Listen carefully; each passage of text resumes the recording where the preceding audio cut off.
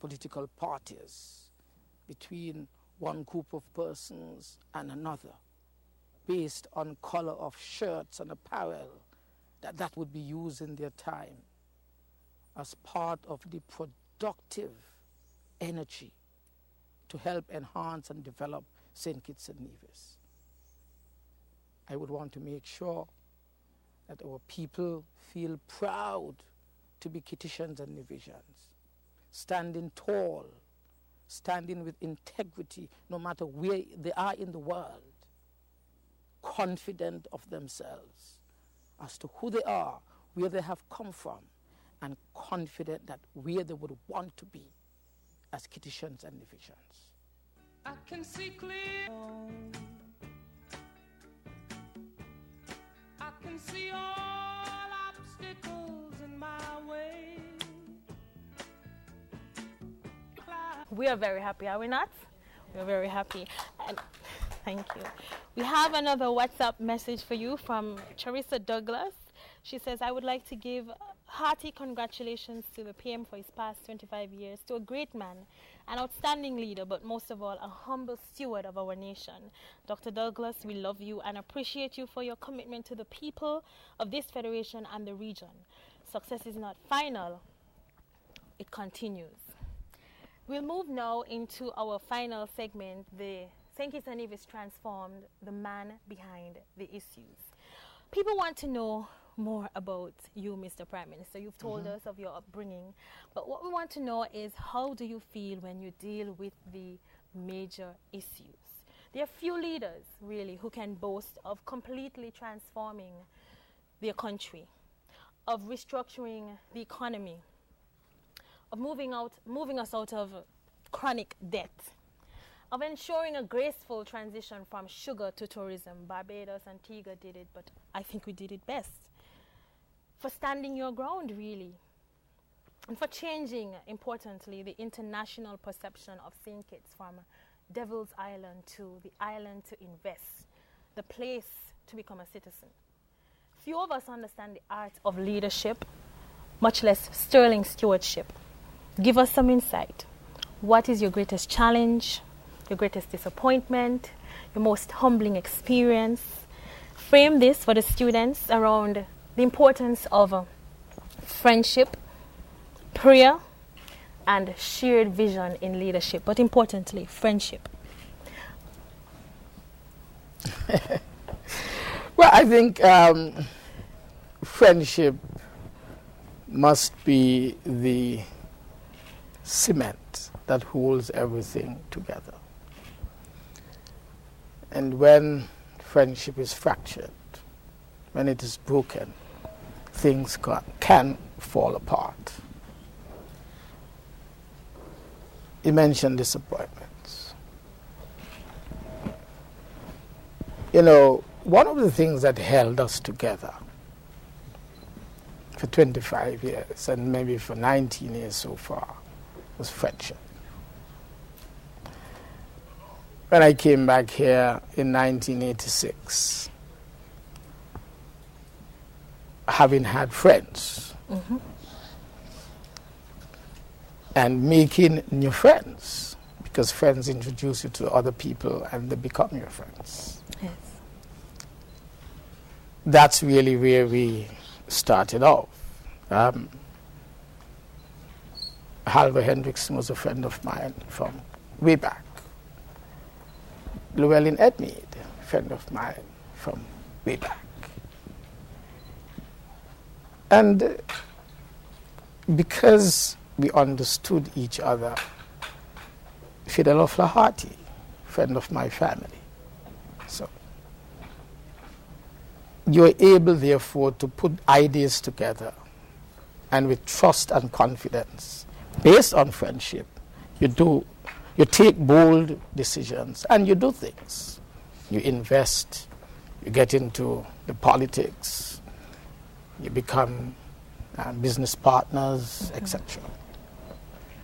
And really, that is really why I feel that one of the greatest disappointments that I've had was when I saw the friendship between Deputy Prime Minister Conda and myself fracturing. That's heavy stuff. I recall the Saturday before, a conference, party conference, in 2011, in a meeting before the Sunday when conference was going to be held with the cabinet and party leaders, saying to Conda,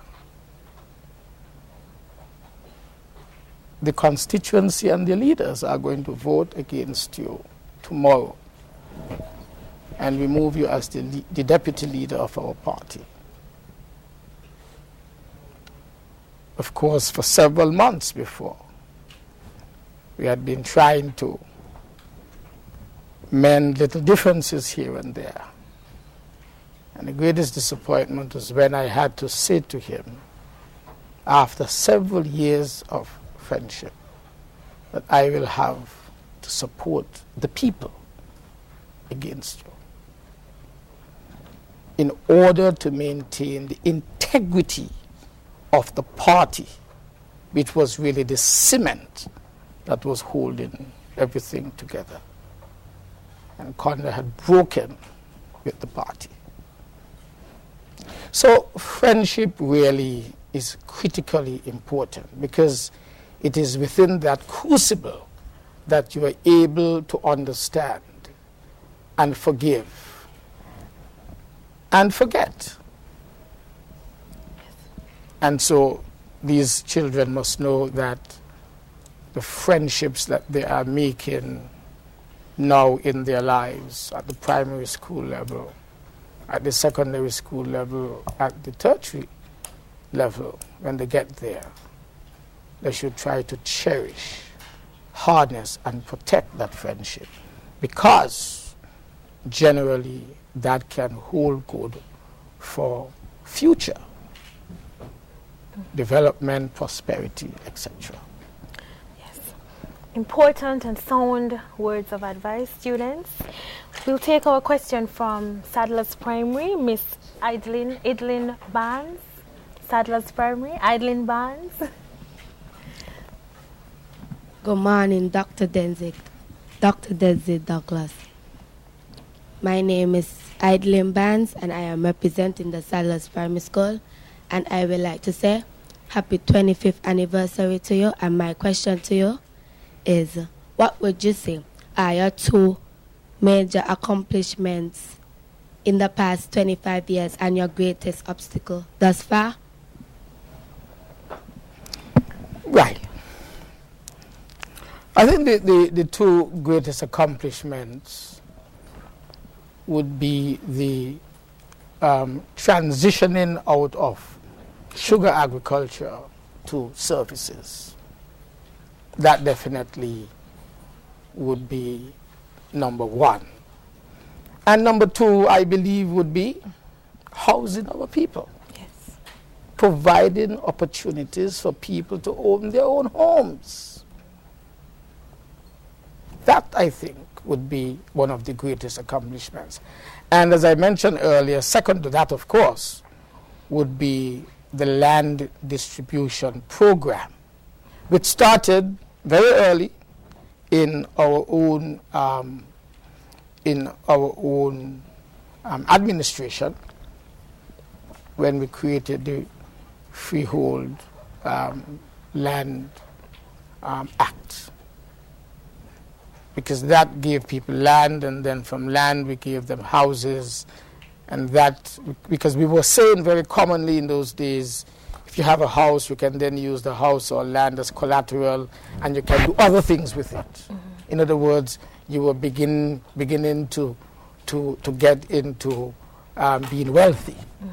And I want to say, as I said to some young voters last night, don't be ashamed to say that you want to be wealthy. You have a right to be wealthy. If you work hard and you educate yourselves now and you have money which you work for, invest it. Because I want to see really in every household, in every family, that you are owning shares. Shares in lucrative businesses. Buy shares in National Bank. Buy shares in the cable. We will soon divest the government shares in cable. You should buy them. Buy shares once it is a profitable enterprise. Buy shares. Just as we said we would give every household a computer by putting the computer in the hand of every secondary school. You know what we were really doing? What the bigger dream was? To have every house in the country, every house would have a computer. And if every house has a computer, it's not only you, the student, who is being computer literate. You must make sure that your siblings who didn't have the opportunity become computer, and your parents. That is the whole idea. So providing shelter, land, and the transitioning. So the transformation is not yet completed. No. But the transitioning out of sugar agriculture to services and identifying the pillars on which the services economy will now be built. Mm-hmm. That's really what I think has been successfully transitioning out of sugar agriculture to services. An obstacle is really hypocrisy. When people who are with you doing and pursuing the same agenda, and then for personal greed and ambition, then flip-flop on you. These are serious obstacles. And the children must know that. You must be committed and stand firm to your principled position. You can't be yesterday saying one thing and then tomorrow you change your mind. Who's going to believe in you? First, you have to believe in yourself. And if you're doing that, you don't have any self-belief. You can't believe in yourself, much less others believing in you. These are serious lessons in life. Don't be any flip-flop. Stand your ground. If you believe in something, especially if it is right, and you have a conviction that it is right, stand your ground. So those are the two achievements and obstacles. Very good life lessons indeed. Standing your ground, being principled, and not being hypocritical. Mr. PM, we would want to take a question from our listeners. I think there's someone on the line who wants to congratulate you. Do you have a call on the line? Welcome, caller, to Ask the PM Live. Hi, good morning. Good morning. Good morning to the one and only Prime Minister of the Federation. And good morning to you, Dr. Clark. Good morning. My name is Sherry Nisbet, and I too want to join in congratulating the Prime Minister for his sterling accomplishment and achievements over the past 25 years to a beautiful and progressive St. Kitts-Nevis. I want to echo what Earl Clark said a while ago, that the majority of the people of in this federation, Mr. PM, can identify with the struggles that you went through as a child growing up. We know what it's like to be poor and to be deprived of opportunities. And you have made sure that the ordinary people can afford a better way of living in this federation, Mr. PM. And Mr. PM, don't worry about your enemies. Your enemies can't do anything to you, because God will continue to guide and keep you and bestow his richest blessings upon you. Mr. Prime Minister, I love you. And one of the many reasons why I love you, you don't let anybody walk all over you. Be strong, and God, and I will pray for you, and God will bestow his richest blessings upon you. I love you, Mr. PM. Bye. Love you too. Bye. That's love coming from constituency number 3. And we have more congratulations on WhatsApp. We have from the Ian, Mr. PM. I think Ian, your friend from Ministry of Agriculture, says congratulations, and he's very proud of you, and will continue working with you. We have so many. We have Cora from France. Cora Francis from St. Paul's, who says, congratulations, you have served well and you've done the country well. People love this Prime Minister, not only constituency 6, but the world over. We love you. Let's take a question from the St. Paul's Primary School, Mr. Khalid French. Good morning. My name is Khalid French, representing St. Paul's Primary School. My question to you is, what was the first plan that came to mind when you first became Prime Minister? Thank you, Khalid. Very good question. The first thing that came to mind after becoming Prime Minister, a lot of work to transform St. Paul's and St. Kitts-Nevis. Realizing it's a lot of work to be done.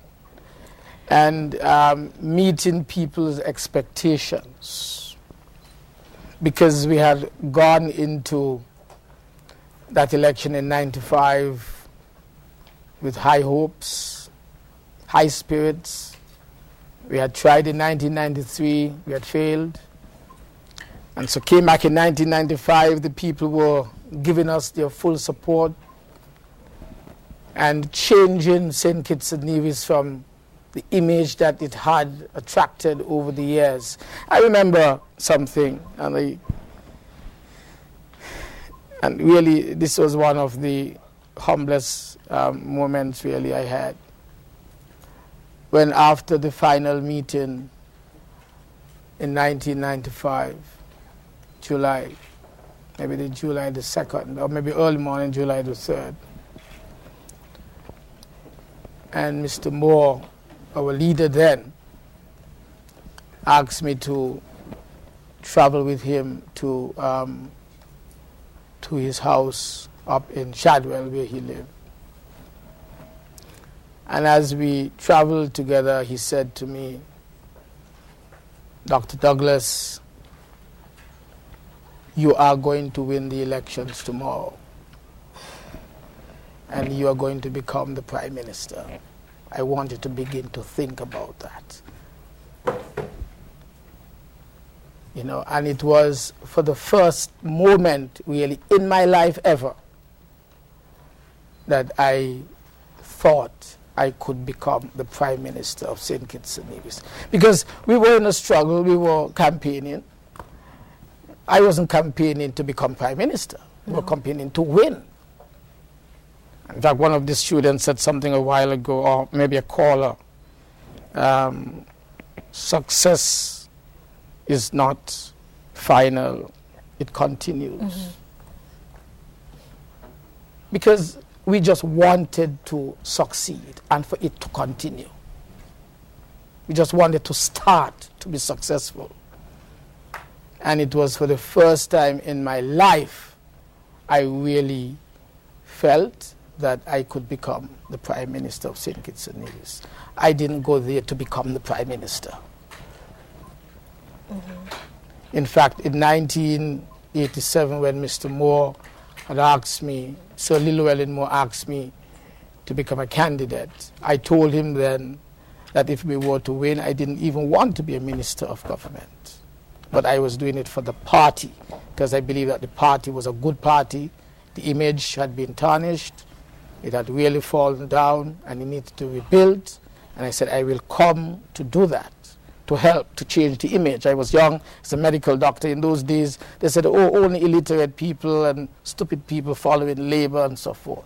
That's what the thing was. Young, bright people, they were saying, they don't follow labor. So I know I was bright, I was young. So I said, well, I will show them that that's not the case. True. So I wanted to be part of the team, but I wasn't really interested in being a minister because I love my medicine. Somebody asked a question earlier. I really love my medicine. Mm-hmm. I loved it. You know, I just loved it. Okay. I think I was prepared to be a doctor. Yes. And so I really did not want to leave my practice just like that. So, yeah, sorry. Yes, and as you said, that point about the misconception that only young, stupid people follow the Labour Party, we know now that this is not so. Oh, no. This was never so and will never be so. And in fact, we have a comment here. Let me just make a statement here Okay. on that, because I think I want to emphasize to these students, this is the Labour country. I am serious about that. This is a Labour country. The People's Action Movement got into office only once. The Labour Party has been established since 1932, and it has changed several leaders over the years, doing good for the people. In 1980, the party fell. It stumbled and it fell.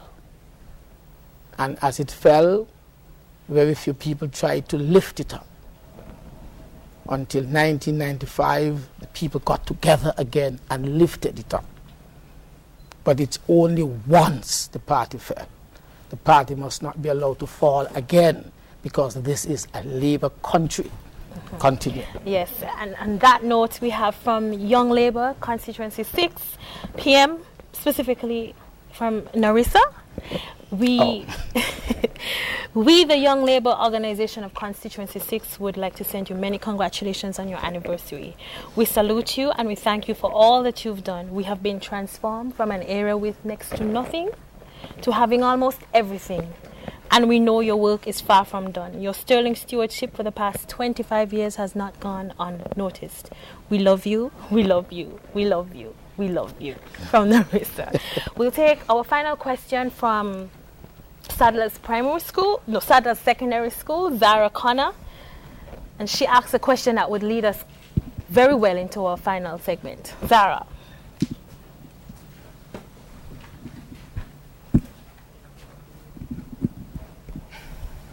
Sarah Connor. Good morning.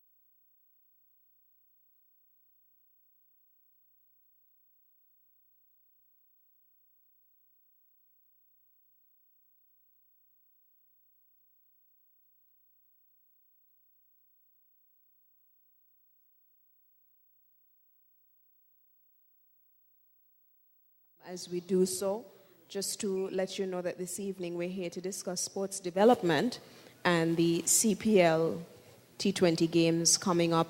And the other topic we're going to be on this evening is crime fighting from a community perspective. We're not just looking at crime and discussing crime tonight. We want to see how we can make a difference, how we can make a meaningful change. So if you're on the outside, we're inviting you to come in at this time.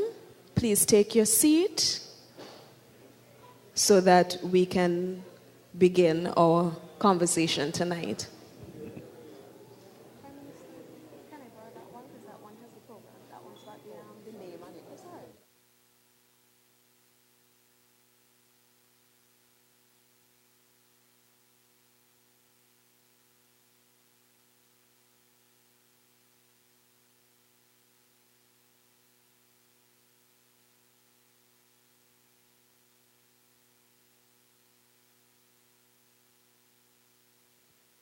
At this time, I'd like to invite Reverend Dolores Gums to come forward. She's going to begin us this evening with a word of prayer. If we could all stand right now, I'd really appreciate that as we're about to begin our proceedings.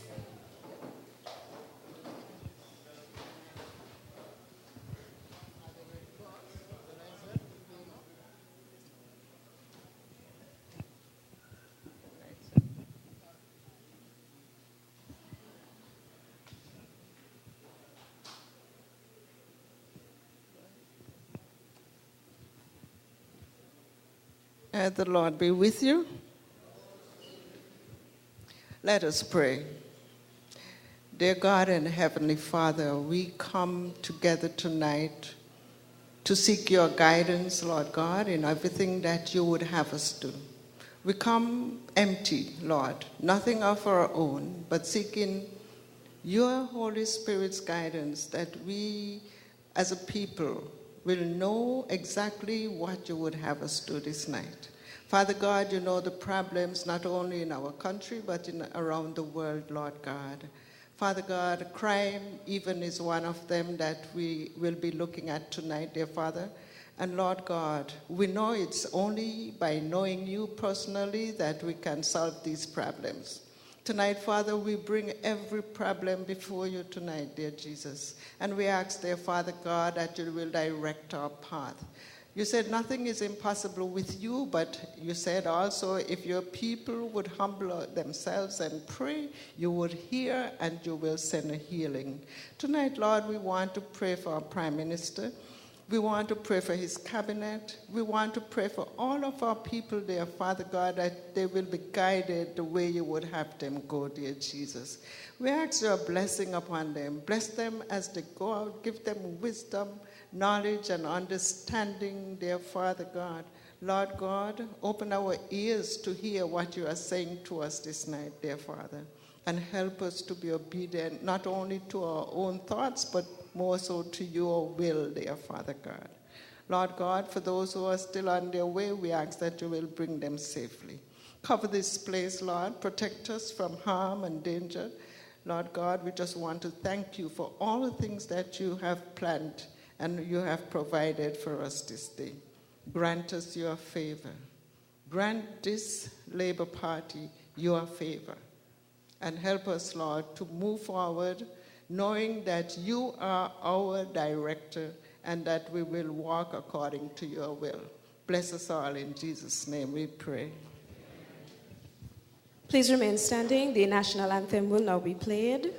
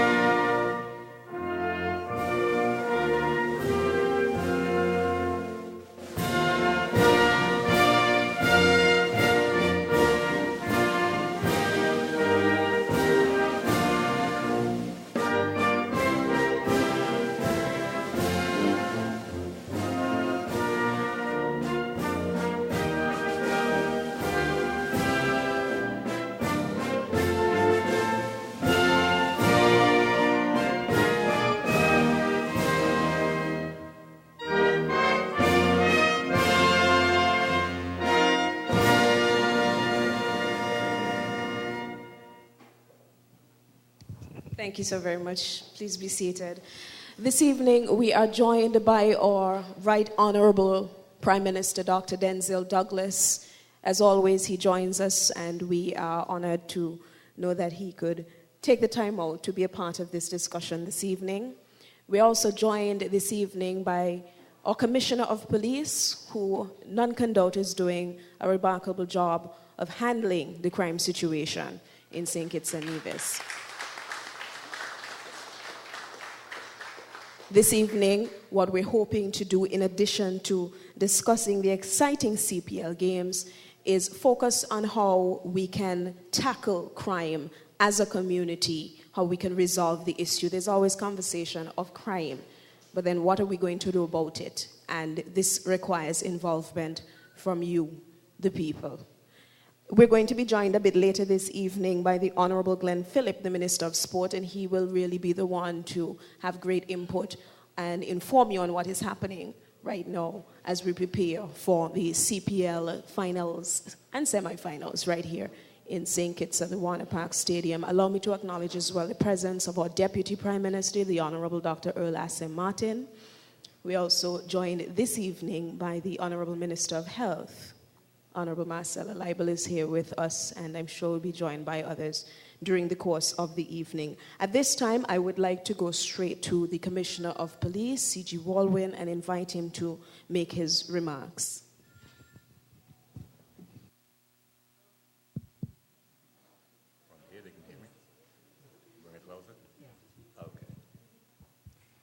Good evening, everyone. I want to thank you for inviting me here to your community this evening. I am open to any questions that you may have about crime and our fight against crime here in the Federation. I will tell you that over the last 35 months, we have seen a significant decrease in crime here in the Federation. I know we are having challenges. Like any other place, we are having challenges, but major crime is down. For the first 6 months in this year, we saw drastic changes in the reduction of crime. Over the last 3 years, we have seen even higher reductions in crime. And I know for me to say reduction in crime and to see what's been happening around here, some of the challenges that we have faced, it might differ, but believe me, the crime in this Federation is down. There are people who may say different, but the numbers speak for themselves. And we at the police force have nothing to hide. We place the stats for our monthly crime on our Facebook page. You can go to the Facebook page, the Royal St. Christopher and Nevis Police Force Facebook page, and you can see the stats every month. They are placed there. Now, we have young men in our community and young women who sometimes go astray. And we understand this, and we have taken steps to help reduce crime in the Federation even more than it has by engaging our children.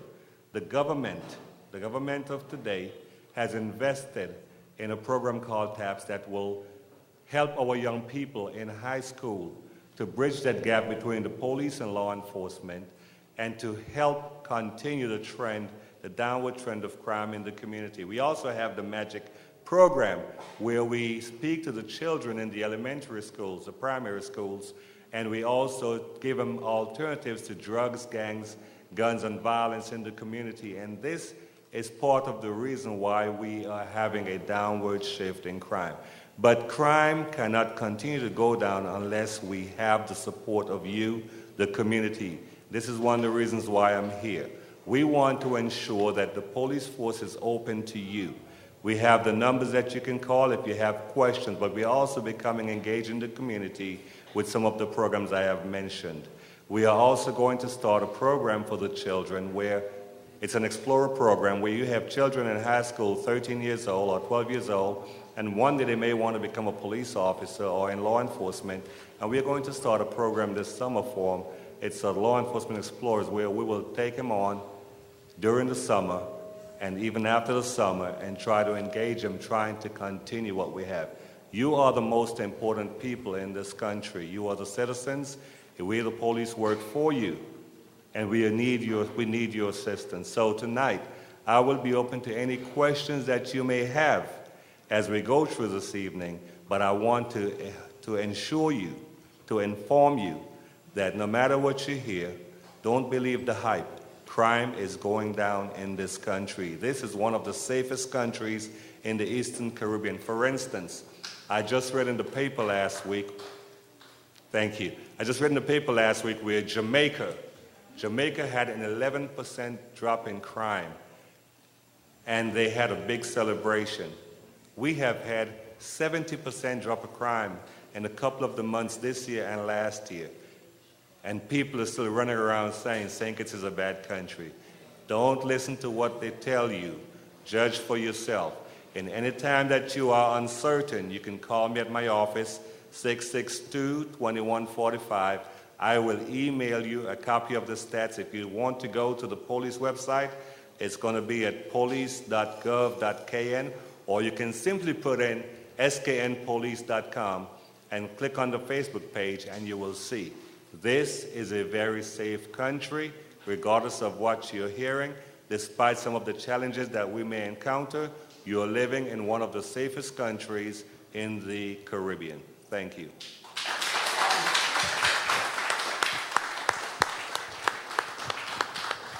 Thank you very much, Commissioner. Very brief remarks there. Right now, we're going to go straight to our Honourable Minister of Sport, who's doing an exceptional job himself. With that, he's brought something huge to the Federation in the form of CPL T20. That's coming up next month. Next month starts in 2 days. It starts in 2 days.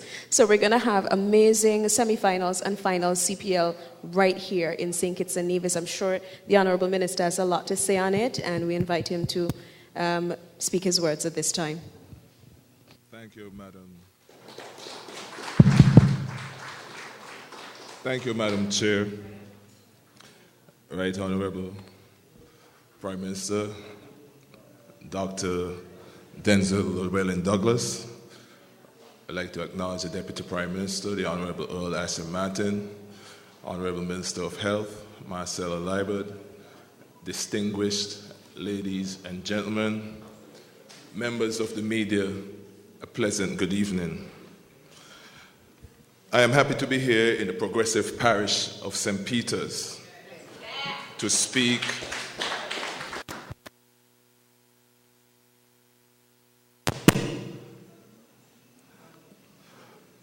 heart to heart and face to face with the people in a town hall series, which by right has been called Conversation for Progress.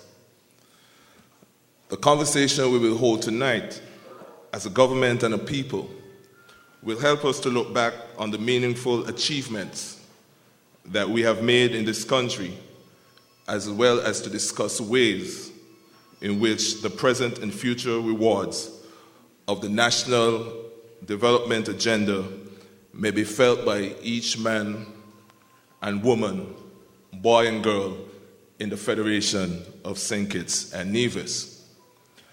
Over the last 2 decades, there have been so much progressive development that we can be considered the crowning achievements of this government and people of St. Kitts and Nevis.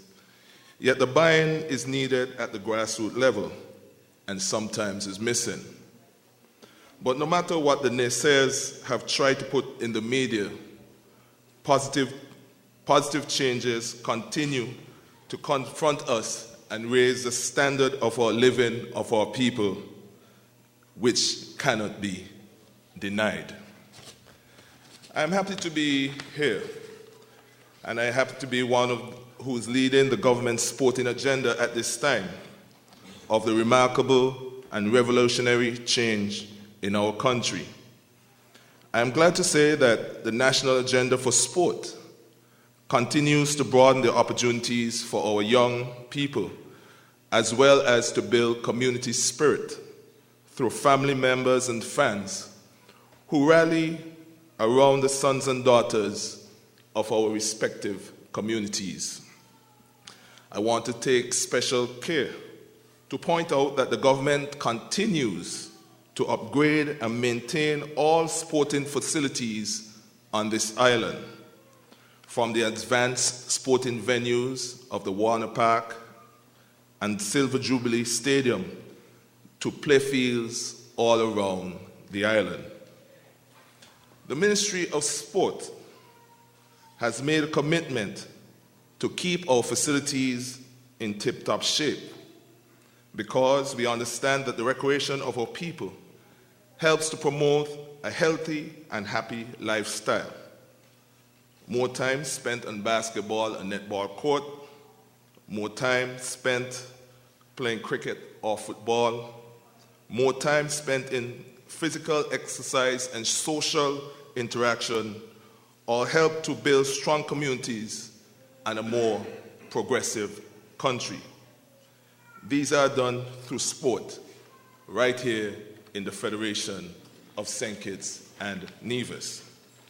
So tonight,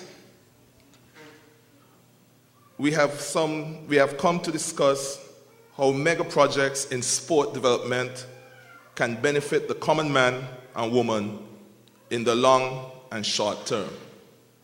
In our conversation, we must evaluate how FIFA Technical Center in Stapleton Estate can and will be benefit to the common man of Connery, Gillard Meadows, Parades, Monkey Hill, and all of St. Kitts and Nevis.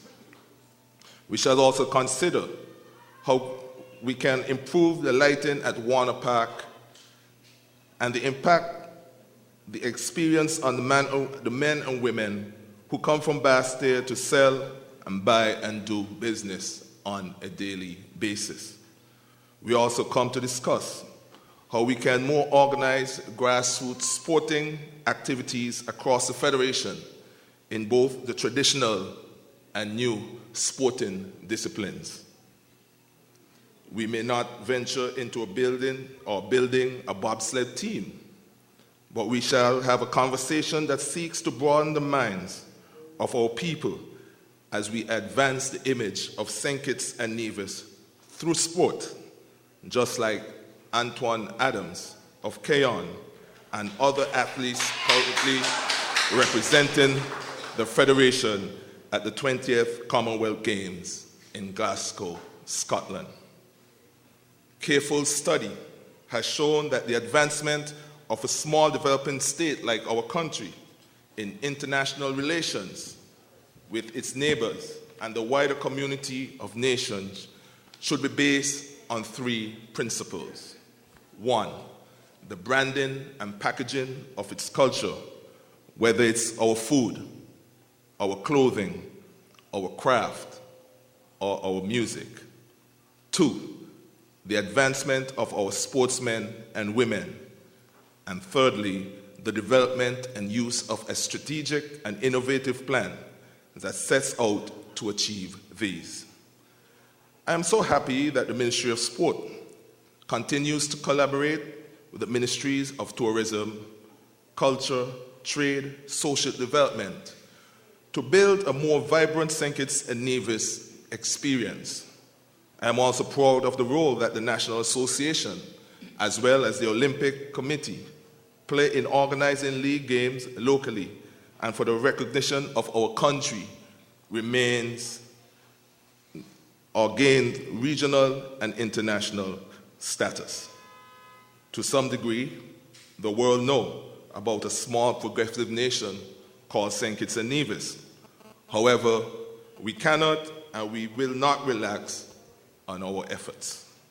As a government, we believe that alongside this agenda, we must seek to attract first-class athletes, premier games, and the eyes of the world to our shores, as well as to draw our people to sporting grounds that see these games firsthand.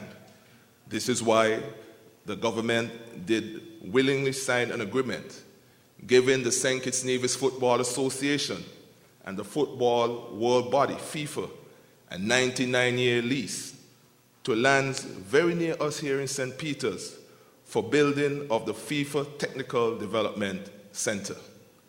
These grounds, when completed, will attract the best players, the best teams internationally to train and play here in the Federation during the winter months in their country.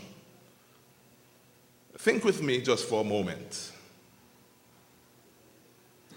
The substantial direct economic benefits for the country in linkages with projects when completed and further improvements in airlift, accommodations, meals, entertainment, and more areas of the hospitality sector. While we are building this center, in only a matter of days, St. Kitts and Nevis will hold 9 CPL matches of the 2014 series.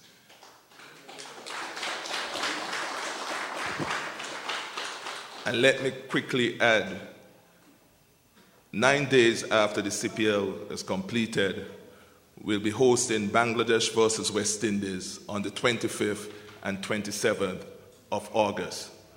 which makes St. Kitts as the only territory in a very long time to host 11 international games right here.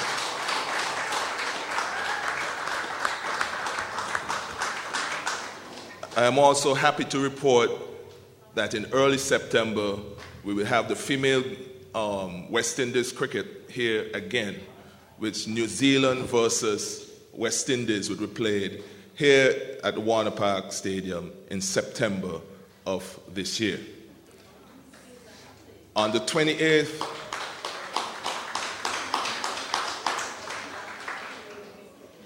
let me also report, just on the 28th of this month, 2 days ago, there was a request made to the West Indies Cricket Board that St. Kitts should be used, or a request was made for St. Kitts to be used as a venue for England's tour to the West Indies in 2015, for them to get acclimated to the Caribbean. They'll be here for 10 to 15 days to practice before they start their test series in the Caribbean. And the good thing about it, they'll be playing against a St. Kitts select squad during the training.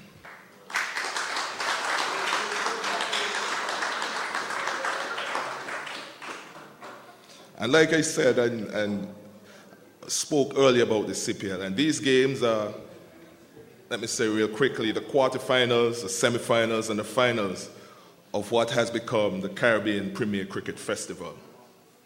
I ask, what has your government done so correctly that it could secure these games in a more competitive environment where there are many grounds that would have been seen as ideally suited to host these games? First, we have benefited from the improvement of our sporting, accommodation, and informatics infrastructure done between 1995 and the present. The grounds at Warner Park, which were renovated, successfully hosted the 2007 ICC Cricket World Cup, is now seen regionally as the most spectator-friendly and one of the best to host T20 games, which naturally have a party-type atmosphere. Added to that, Warner Park now has the best lighting in the region, suitable for night games. Our investment in the 3,700 lux of lights makes play in the night as natural as playing in the day. And if I have to give you a little perspective, the international standard for light is 2,300 lux. Not to bore you with the technical parameters, but to look at the numbers. The international standard is 2,300 lux, and St. Kitts has 3,700 lux of light.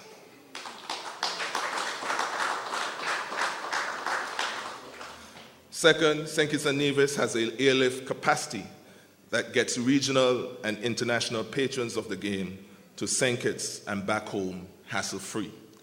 Permit me to highlight that this is where the collaboration with the Ministries of Tourism, International Trade has been most beneficial. And I'd like to report to those persons here and those persons who are listening that as of August 4th, coming into St. Kitts, all flights are booked coming into St. Kitts via Liat. And so we are trying to make a special appeal to Liat so that they can put on additional flights for persons to come into St. Kitts for CPL. Sorry, Commissioner, if I'm making your job a little hard. Thirdly, St. Kitts and Nevis benefits from its delivery track record. In 2000, we hosted Carifesta. It was a success. In 2007, we hosted the Orange Package game of the ICC Cricket World Cup. That too was a success. Then in 2010, hosted matches in the ICC Women's Cricket World Cup games. They too were successful. In each case, have proven that we deliver, and we deliver well. Therefore, the benefits of these CPL games will be great for vendors and all spectators. However, we believe that there must be ongoing long-term benefits for our nation, and we are discussing those issues at this moment with the CPL. That is why the government and through the Ministry of Sport have negotiated 5 minutes of media time each CPL match day to promote tourism product of St. Kitts and Nevis to an estimated viewership of 72 million people around the world. This kind of marketing of our country is something we could never budget for, and it is an advantage we must seek to maximize. During these days, we must seek to promote Mr. Carl Tuckett of Nevis, Mr. Wycliffe Mitchell of St. Kitts, who will be umpires in some of the games to be played here in St. Kitts.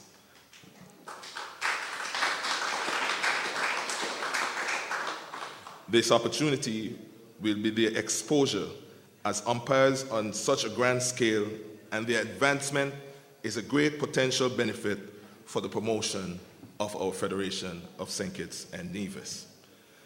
The additional benefit of the CPL is to see international greats and stars like Brian Lara, Ian Botham, former anchorman of CNN, Piers Morgan, play a celebrity beef bash game alongside our local legends like Stuart Williams, Luther Kelly, and Livingston Harris. Ladies and gentlemen, sport is alive and well in St. Kitts and Nevis. We have made progress that is sustainable, progress that has brought and will bring benefits to all of our people. I do encourage each of us to own all of it, for it is all ours. The sporting agenda of our country was planned and executed with all of us in mind. I have said a lot tonight, and trust me, there are much, much more to be said. However, in this conversation of progress, the voice of the people is what we want to hear. Tell us in what ways is the agenda unclear to you, and tell us how we can add to the sporting product to make it better for you and your community. Thank you, and may God bless you.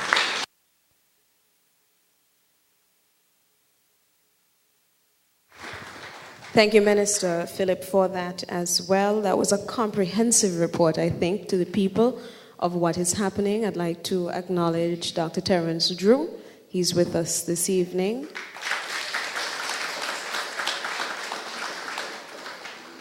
And we'd like to welcome everyone who has turned out this evening. This certainly is one of the more packed halls we've seen since we began this, and we've been getting overwhelming support from all the areas we've been to. So we thank you for coming out this evening and taking an interest in your country, your future, and your government, and holding them accountable for what they're doing. Thank you very much for coming out this evening. I'd like to now turn us over to the Honourable Prime Minister, Right Honourable Prime Minister Dr. Denzil Douglas. At this time, as always, we save the best, they say for last. And hear what his words are on both sport in the country and, of course, our next topic this evening, crime fighting. I want to thank Ebony for her kind introductory remarks, and to say maybe the best has been just before me. May I be allowed to recognize, firstly, my fellow panelists who are here, the Commissioner of Police, Commissioner C.G. Walwyn, the Honourable Glenn Phillip, and also, of course, my other cabinet colleagues who are in the audience. I recognize the Deputy Prime Minister, Dr. Martin, and also the Minister of Health, and Community and Social Development, the Honourable Marcella Liber. We also have this evening our former Minister Cedric Liebert, who also was representative of this area.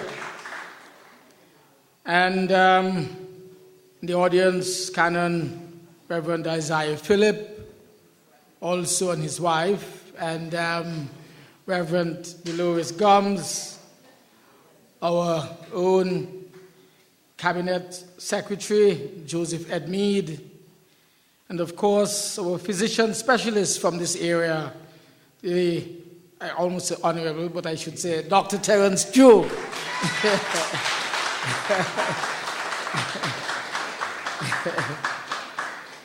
I recognize all of the residents of this area, St. Peter's and the surrounding communities, my fellow citizens, and of course, comrades. Good evening. Tonight, we are focusing on two cornerstones of healthy societies. Firstly, athletic endeavors, and secondly, crime fighting at the level of the community.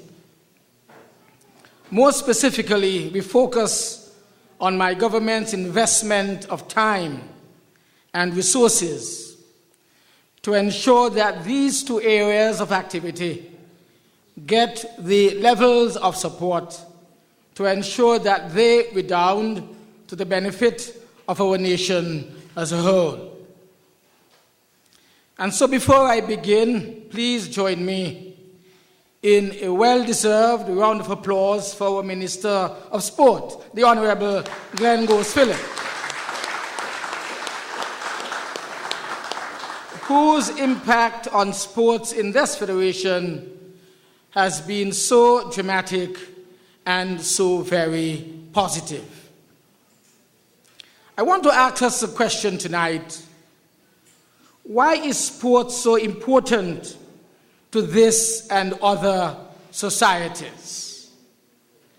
And what is it about crime fighting at the community level that contributes so greatly to the health of our progressive nation? Let us look at both of them. They both involve direct action on the part of individuals. They both require extra and special effort by members of all of our communities. And most of all, they grow out of a determination to do better and be better, whether at the level of the individual or at the level of the society at large. Let us look at sports for starters. I want to remind us of something said by former Olympic athlete Dan Gable, who said, and I quote, "Gold medals aren't really made of gold. They are made of sweat, determination, and hard-to-find alloy called guts." And tonight I submit that this is very true. But it is also sweat, determination, and guts that enable families to overcome difficulties, make communities places of togetherness, trust, and health, and enable countries and peoples to reach their full potential. The attitudes and the mindset that make an individual a good athlete, for example, the focus, the discipline, and the ability to work in a team, are often among the traits that can help one to become a responsible, constructive family member, employee, entrepreneur, or a progressive national. And there is another quote that is relevant whenever there is a discussion of sports and its importance to the individual and to the society. Many of you, I believe, may have heard it before, but I will present it here nevertheless because it is a clear reminder of the qualities that societies must have if they are to successfully manage the obstacles which life is bound to present and overcome them. The quote is by the sports great Michael Jordan, and he has said the following: "I've missed more than 9,000 shots in my career. I've lost almost 300 games. 26 times I've been trusted to take the game-winning shot and missed. I failed over and over and over again in my life. That is why I succeed." I will read this again because it is so very important for every man, woman, and child to understand the painstaking discipline and determination that it takes to be a great athlete and to build a strong and healthy, progressive nation. The man who is considered by many to be the greatest basketball player who ever lived, perhaps with the exception of LeBron James, and that I believe could be controversial, but I want to repeat it. I've missed more than 9,000 shots in my career. I've lost almost 300 games. 26 times I've been trusted to take the game-winning shot and missed. I failed over and over and over again in my life.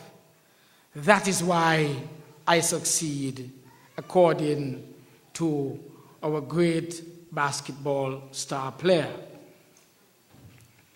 Tonight, I want to admit that the attitudes that the athletics ingrain in the human mind and character, therefore, can be very helpful in creating men and women of value and character. Anywhere in the world, this is so. We want men and women who know how to sacrifice, who know how to preserve and persevere, I should say, in fact, in the face of great difficulty, who know to be neither arrogant in times of triumph nor crushed in the face of defeat. And this is why we as a government have placed such emphasis on the provision and refurbishment of our nation's athletic facilities, why we so seek out university athletic scholarships for our youths, and why we do everything in our power to facilitate the participation of our athletes in athletic events across the face of the globe, as they are presently doing in Glasgow in the Commonwealth Games. There are benefits beyond the attitudinal and psychological, however. I remind us that diabetes and hypertension, commonly referred to as sugar and pressure, these are diseases that kill. They maim and they create tremendous suffering. They cause people to lose their arms and their legs, to lose their sight. They cause heart disease, kidney disease, and strokes. And physical activity of all kinds, along with changes in diet, of course, are powerful ways of preventing these conditions. And then, of course, there are the financial and economic benefits. We have worked to make St. Kitts-Nevis a major sports tourism destination, and the economic activity and cash flows generated by major sporting events are substantial. Just think of what will be brought into the country in financial terms by the hosting of the CPL Games. They begin before the athletes and visitors arrive in the form of jobs and contracts associated with the preparation of these events, and last after the last athlete and visitor has left, as our Minister of Sport, the Honourable Glenn Phillip, and our Minister of Tourism, the Honourable Ricky Skerritt, and a range of workers, small business people, and other beneficiaries throughout the Federation have outlined to us all on countless occasions. Sports, then, is far more than meets the eye. The benefits at an individual, societal, financial, and economic level are substantial.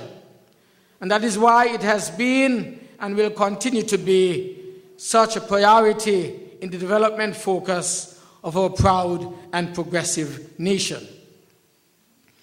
Another priority of this government is crime fighting at the community level.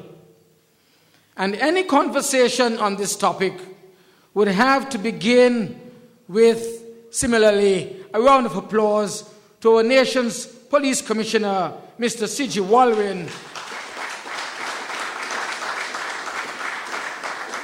under whose leadership this Federation has seen such a dramatic and irrefutable drop in crime.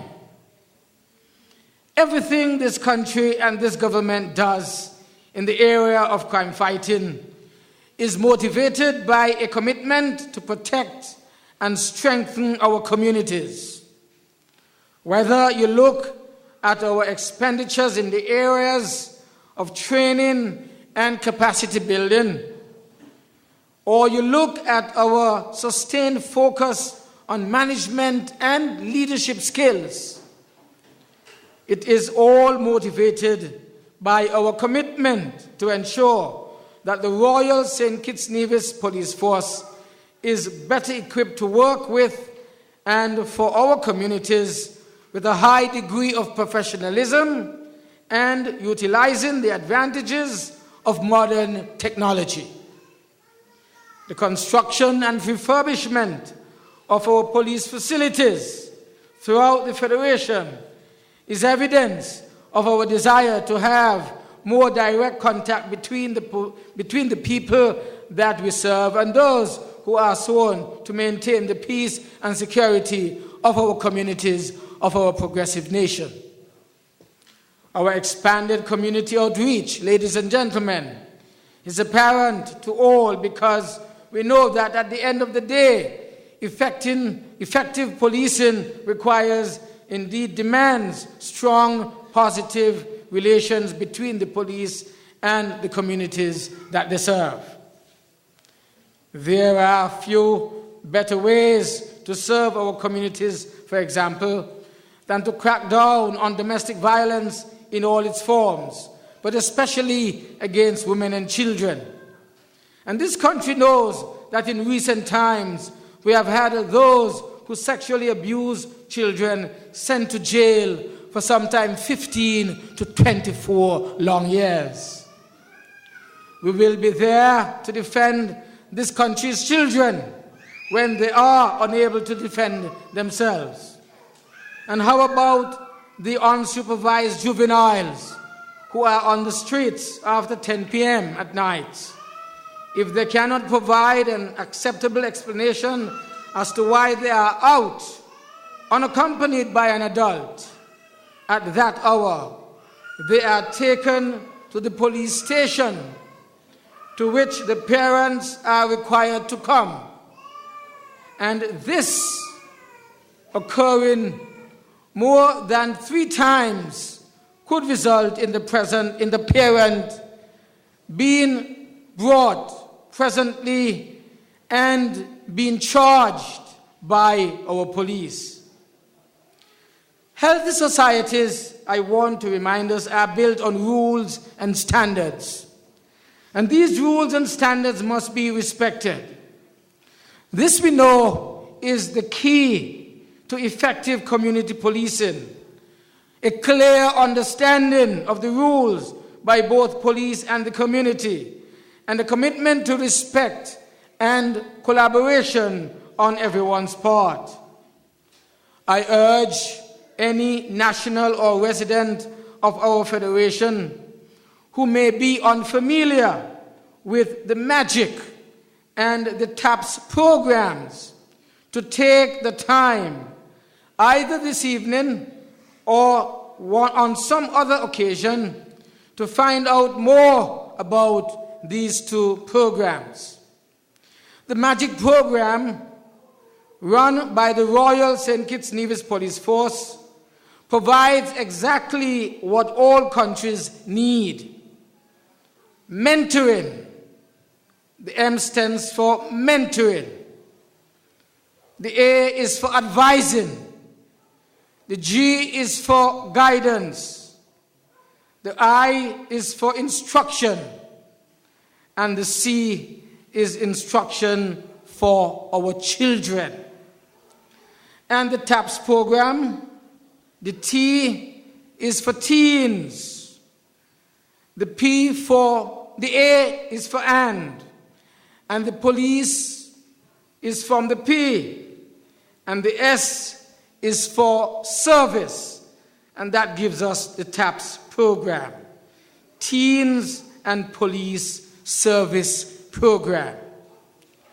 And all these will be geared at building a spirit of greater understanding, a spirit of greater trust and greater cooperation between our nation's police and our nation's youth. This will be taught in our high schools, and it is difficult for me to think of a more constructive and effective means of ensuring that our police and our citizens work together as one for the lasting benefit of us all. There was a period when St. Kitts and Nevis did not seem like St. Kitts and Nevis at all. It had become very foreign to us. That bothered the nation, and that bothered me as our Prime Minister and as a proud citizen of this country. And so, although my responsibilities were already quite vast, I decided to remove the national security portfolio from those to whom it had been entrusted and to start anew, quite determined, with God's help, to passionately resist the negative trends that had begun to take root in the Federation. Thank God I did so.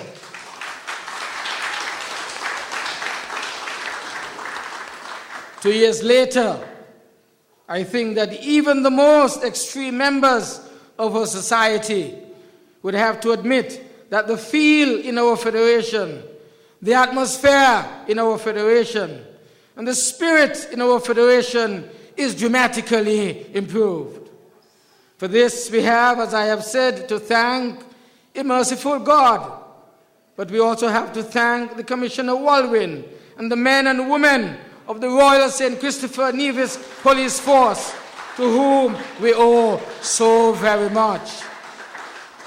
And we have to thank the men and women, the boys and girls, whose names no one will ever know, but who decided during this new phase in our nation's history to do their part to discourage lawlessness, to encourage lawful living, and to make their communities and our nation better and progressive.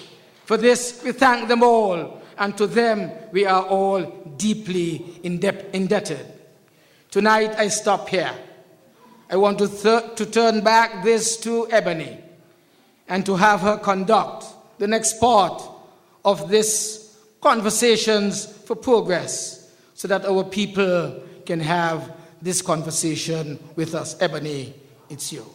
Thank you, Mr. Prime Minister.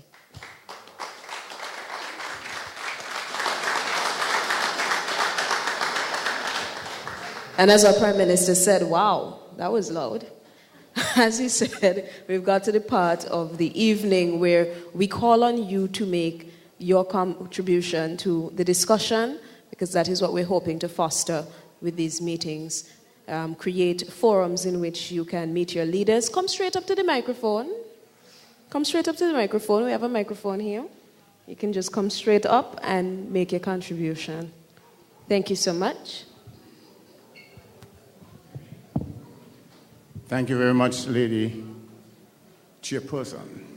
I should have really come to the microphone with applause. So I ask you to give our Sports Minister, Glenn Phillip, a round of applause.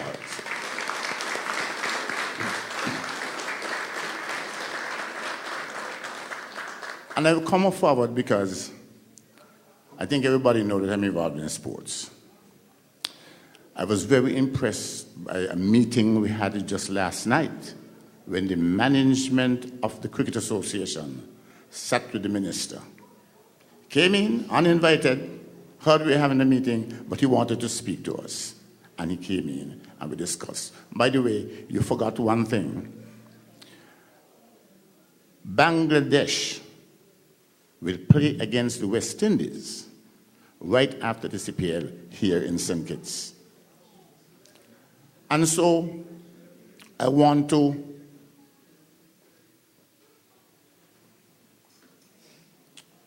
say how happy I am that you have done what you are doing in bringing sports into focus as far as this community, the St. Kitts and Nevis community is concerned.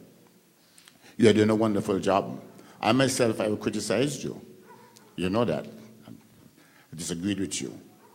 But the fundamental was that you were always willing to listen and to do your best to make things better.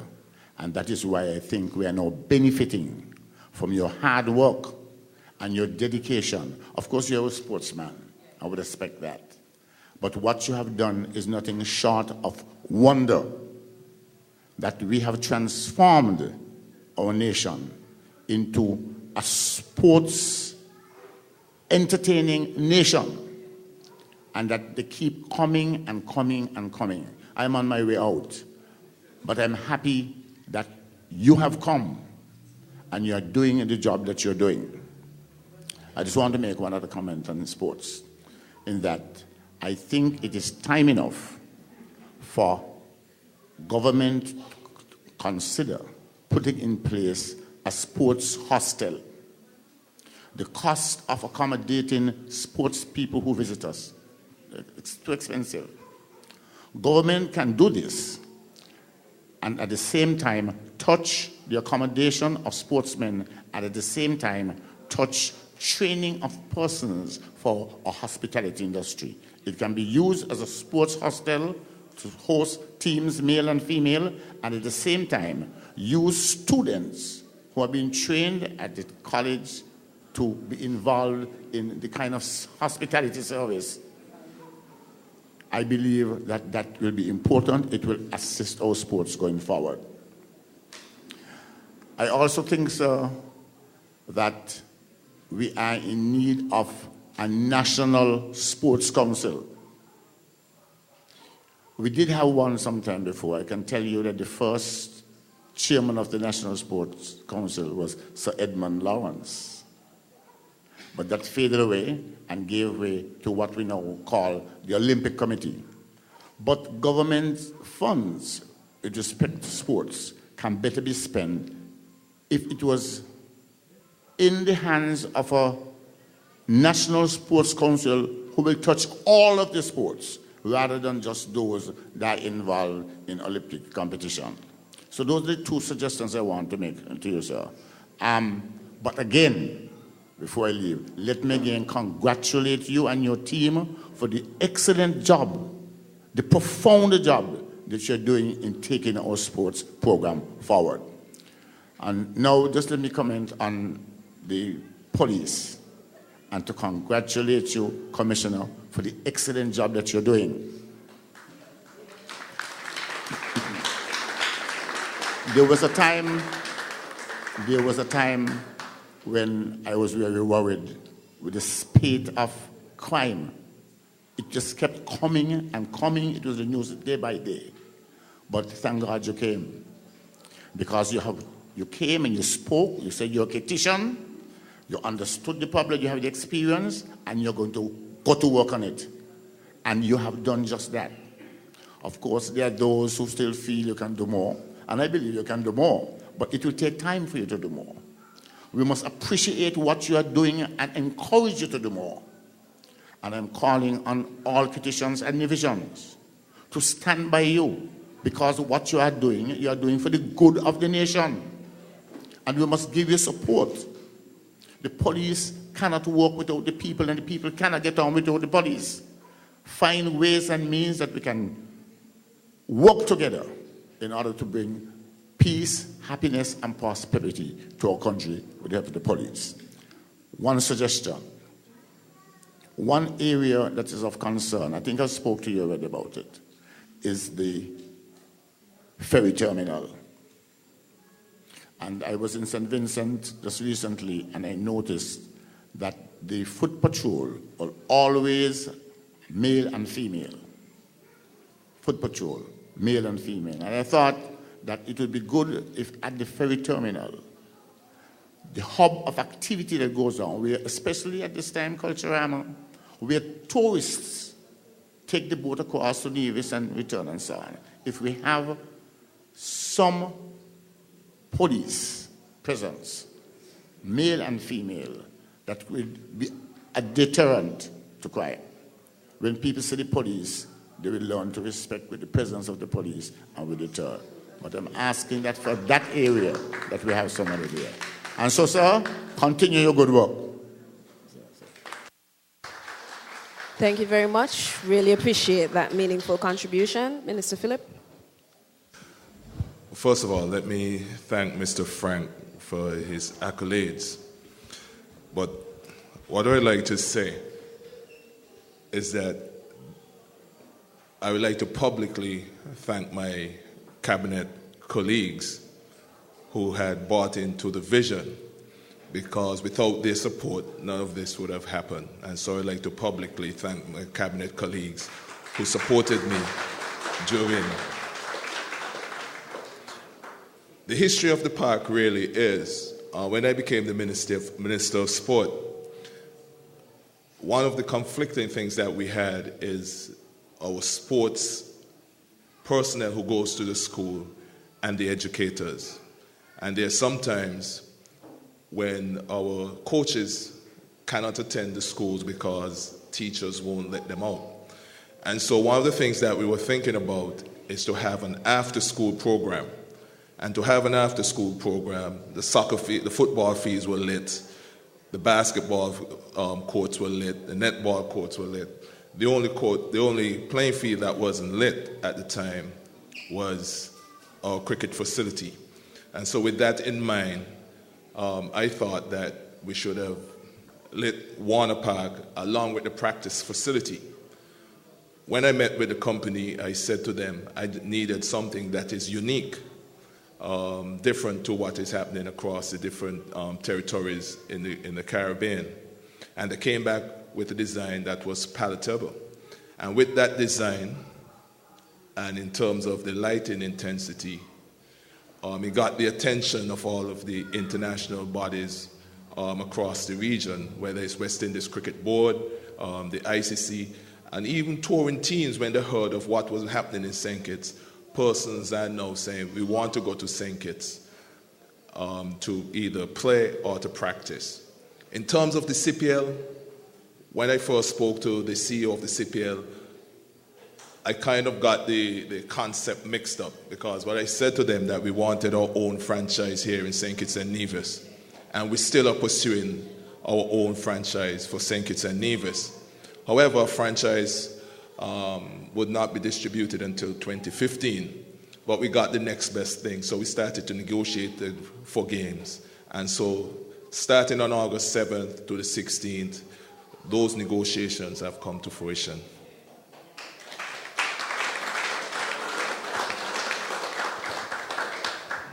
Go right ahead, sir.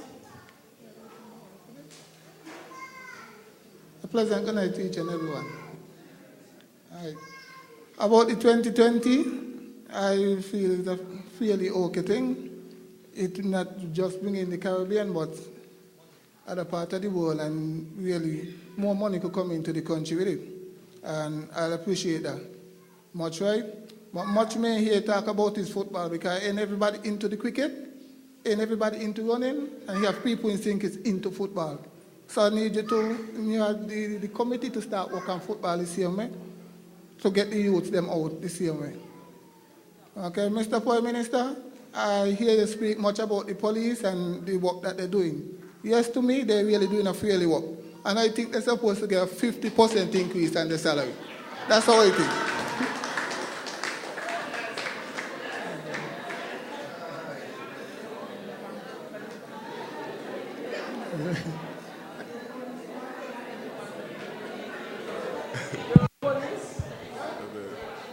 Are you a police?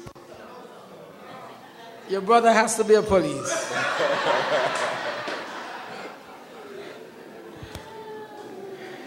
All right, we will consider that, if that is what you say. Yes, that's how I see it, because they're really out there, even when we're sleeping, they're out there working, so you have to really give them the credit. You have to really give them the credit. And you know, once ago, police used to have these little youths and going around and doing some wonderful work. Me ain't seen it no more. I think you need to go back into that in order to get them, change their mentality all the clock about what they're doing. Because when we look at we, who thinking we is the one who going to come and do the damage, is the youth then going to come. So therefore we got to get somewhere to get them youth into something before it become and pull off straight. Right? So, before the commissioner reports, or maybe Glenn as well, I want to apologize on behalf of the organizers for not having enough seating inside here, because we're full inside, and the veranda and in the yard is still full, right? So it seems as though we should have had no less than 500 chairs here for tonight's evening. Commissioner, you wanted to?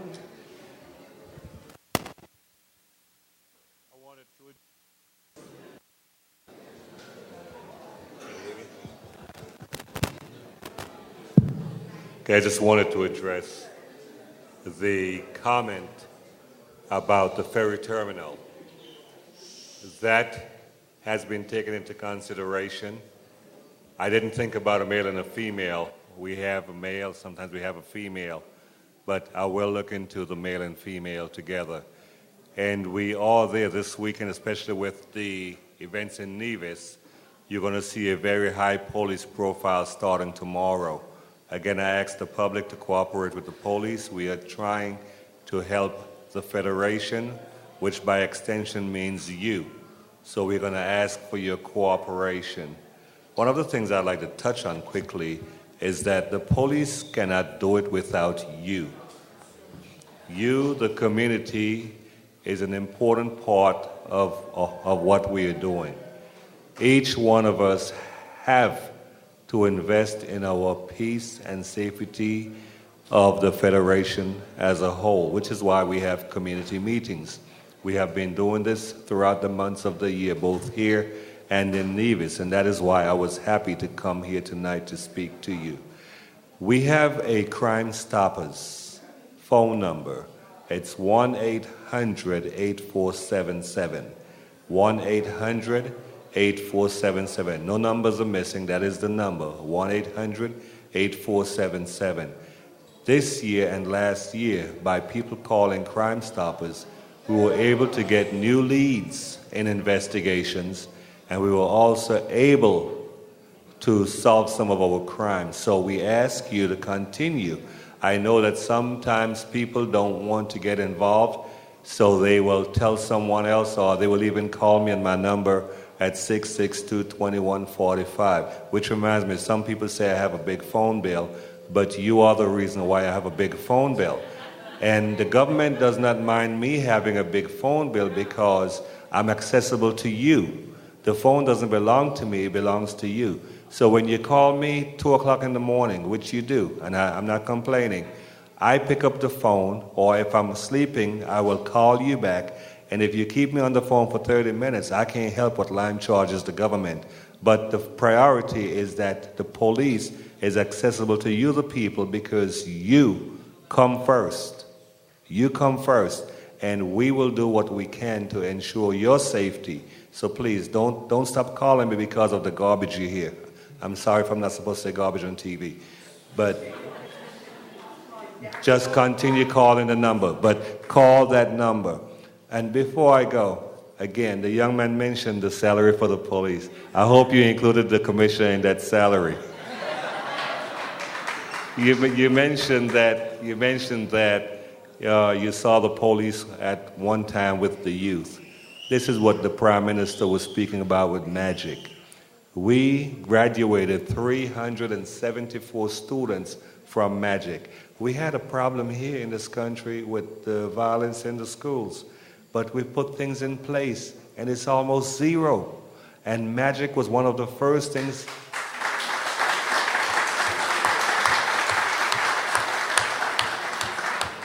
MAGIC was one of the first things that we put in the schools. And I don't want to take up too much time, but when I first came here that Christmas, I know some of you heard that I was chasing down criminals up Church Street, but that was true. I actually forgot that I was the commissioner. I thought I was still a policeman in the States. But we saw something happen. There was a fight at the square, that day, and it extended into school. And something happened in that school, and we recognized what it was. We got the MAGIC involved. We put the police in the schools, and since that time, we have never had an incident.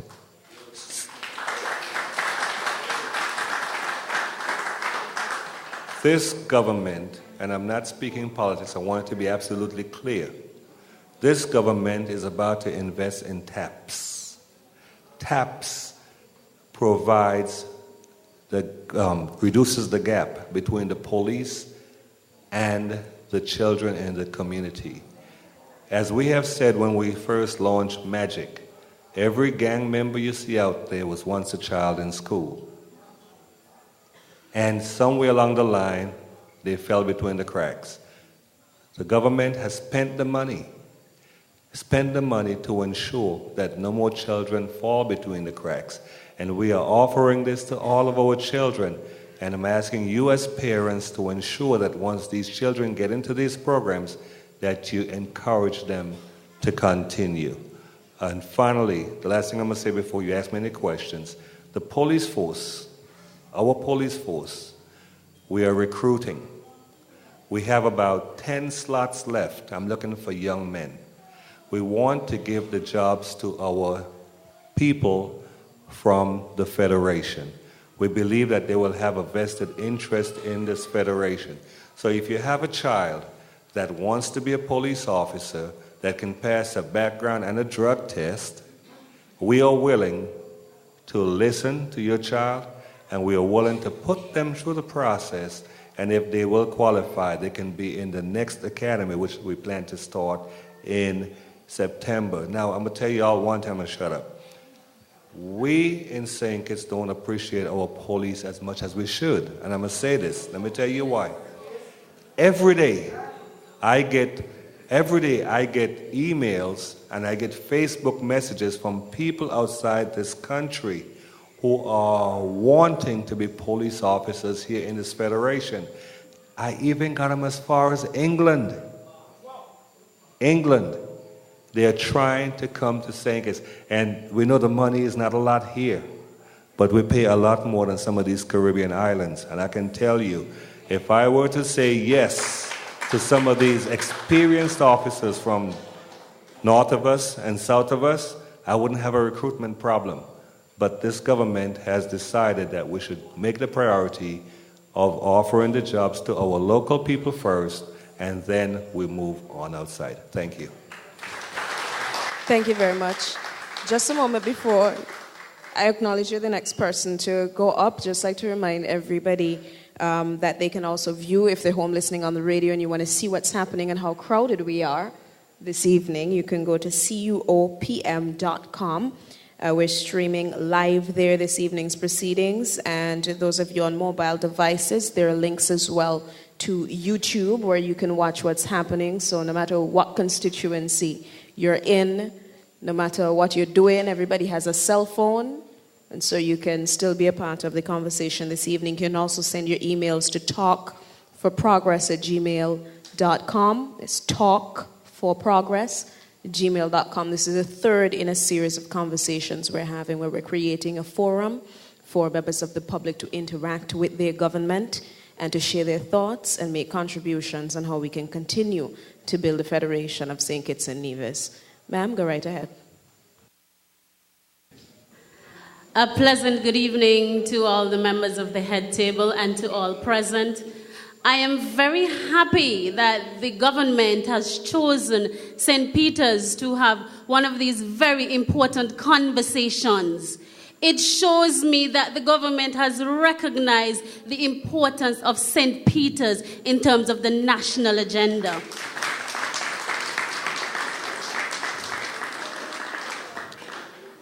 Mr. Commissioner of Police, when you made your statement that St. Kitts is one of the safest countries in the Caribbean, that warms my heart.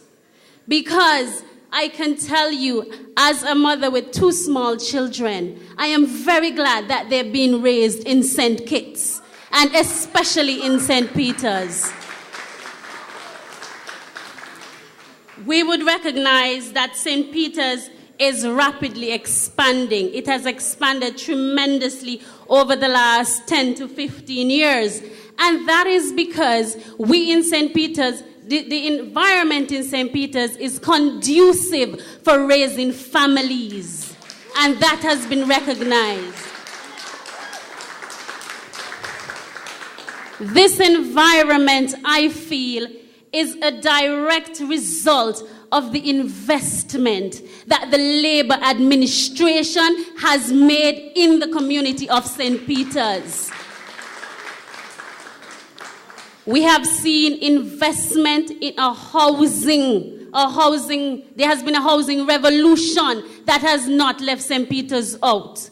We have seen an investment in terms of the land that has been given to our young people. And I think for us here in St. Peter's, one of the most important investments that the government has made has been in our young people through education. We have seen in St. Peter's, I'm talking because we're in St. Peter's, I'm talking about St. Peter's. We have seen in St. Peter's a daycare facility that is second to none, and I can say that plainly, second to none in the Federation. We have experienced teachers, we have first-class facilities, and that is thanks to the vision of the government. Additionally, we have our primary school. Just recently, prior to the opening of school, the children, when they got there, they saw a new look. Our primary school was renovated, and you had something fresh for the children to look at. In St. Peter's, if you need an anesthesiologist, we have it. If you need veterinarians, we have them.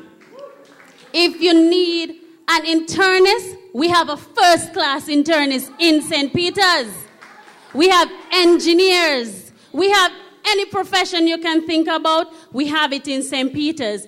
And that is because of the investment in the young people. They are now bearing fruit. Now, you would recognize that we in St. Peter's, we are a community that has very high standards. And we have high expectations, especially for our public servants. We have very high expectations. We hold our government and our parliamentary representatives to very high standards. Over the last 19 years, our government has delivered for our people here in St. Peter's. During the period 1995 to 2010, we in St. Peter's could bet that we would get delivery and we would get representation, because we had somebody who was working for the people with the Labour administration. He was working for the people of this community and this constituency. Following that, from 2010 to 2014, I don't know what has happened. It is either that the current parliamentary representative is incapable or he's asleep on the job, but we haven't seen any representation for the people of St. Peter's. But the government, in its wisdom, did not abandon the people of this community. The government has sought to bring into the government, into the cabinet, a young man who we know will work for the people of this constituency.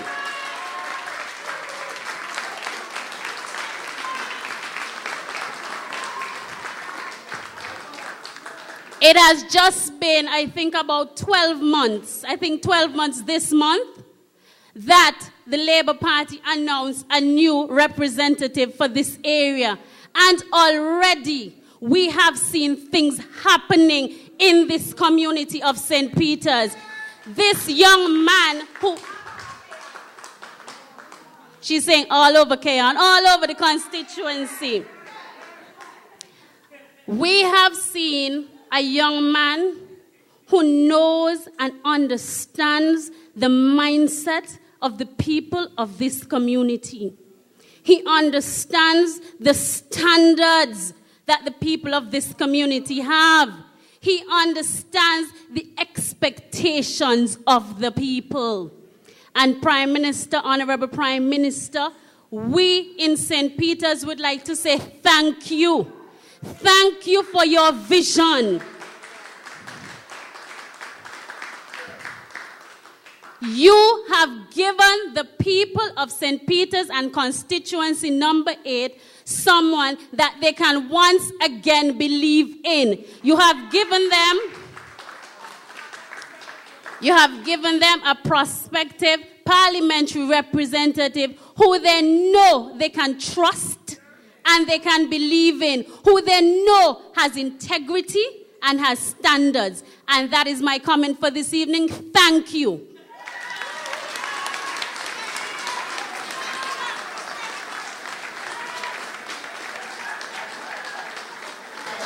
Thank you very much for that. Thank you very much for that. It was really good. Yes, Mr. Prime Minister, go right ahead. I just want to give one comment to what our last presenter has made. She said she wanted to thank me as the Prime Minister for finding this new prospective representative. I want to thank the people, really, of St. Peter's and the whole constituency for finding him. Because I know that she speaks of Dr. Terence Drew. And when 1 year ago we conducted a poll to determine who would be the preferred person to represent the people of this constituency, and Hamilton was the Honourable Glenn Hamilton. Is Glenn his name is? Eugene.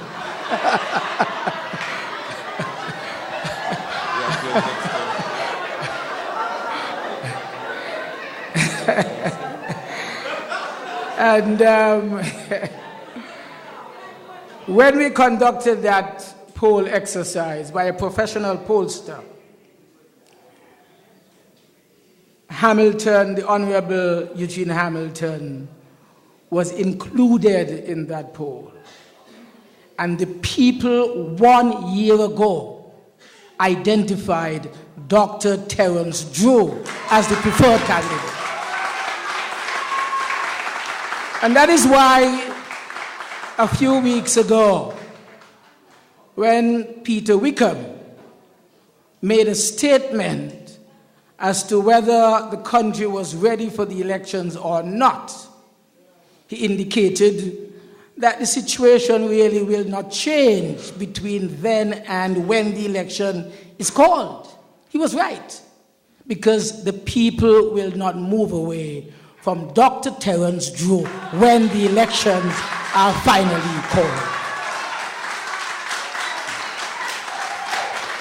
Thank you, Mr. Prime Minister. I have a comment here. This one is directed to Minister Phillip. The person says, I'd like to commend your ministry on its summer sports program. My son enjoyed the exposure to golf and has now embraced it. And at $35 for 2 weeks of outstanding lessons, I have to say thanks. Keep up the good work.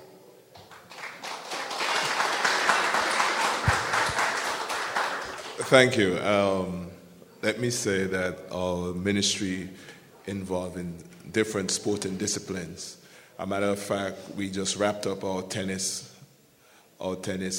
not competition, but program that ran for 2 weeks. We have done golf. We also have introduced cricket, football competition. But let me comment on the previous presenter who asked about football. Like I said before, if I had to speak about all the sporting disciplines, we probably won't leave here this evening. However, football is not left out. I think that tonight's discussion was more skewed towards the CPL, and so I focus more on that. But let me say quickly, the Football Association and the government, we are partners.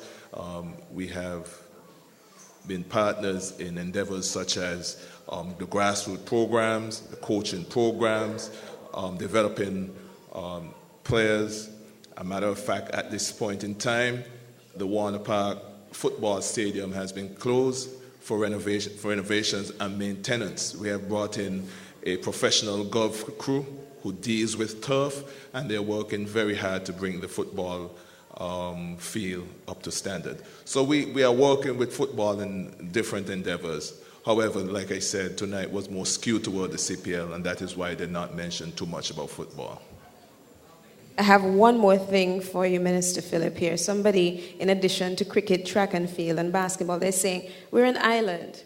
We're surrounded by water. What does your ministry have in place for swimming and other sports that involve being underwater? Well, let me say, sometimes when I'm fielded these questions, I'm happy. I'll tell you why I'm happy. I've been elected for 4 years. And over that 4 years, I think the expectations that the people have of myself and the ministry is tremendous. Some would say that we need an indoor basketball facility. Some say that we need a pool. We are working to all of these, but we have a specific plan in place because all of these things has to come at a cost. And so we have to budget for these things in the future. And I'm almost certain, I'm not trying to put my cabinet colleagues and I'm not trying to put them on a spot, but I will need your assistance once again to get some of these things done. And let me say real quickly, the ministry is not involved only in the infrastructural development of sport in terms of its facility. A year and a half ago, a young man walked into my office. He told me that he wanted to go to college. He's an athlete. However, we could not have gotten him into college at that point in time. The good thing about that, we have had relations with Athletic Canada, who comes to St. Kitts to do their training twice a year from the cold. They come in December and they come back in January. And so I approached Athletic Canada and told them of the young man and the position that he wanted to go into college, but we could not have gotten him. And so they quickly accepted him in Athletic Canada. He's now training in Canada. When he left St. Kitts, he ranked about 300 on the world stage on the 100 meters. He's now ranked number 15 in the world.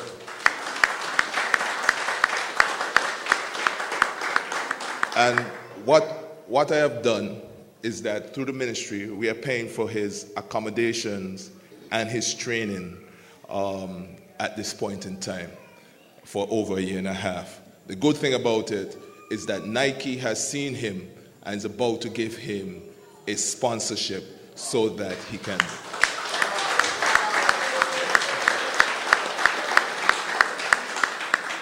So these are some of the things that the ministry does.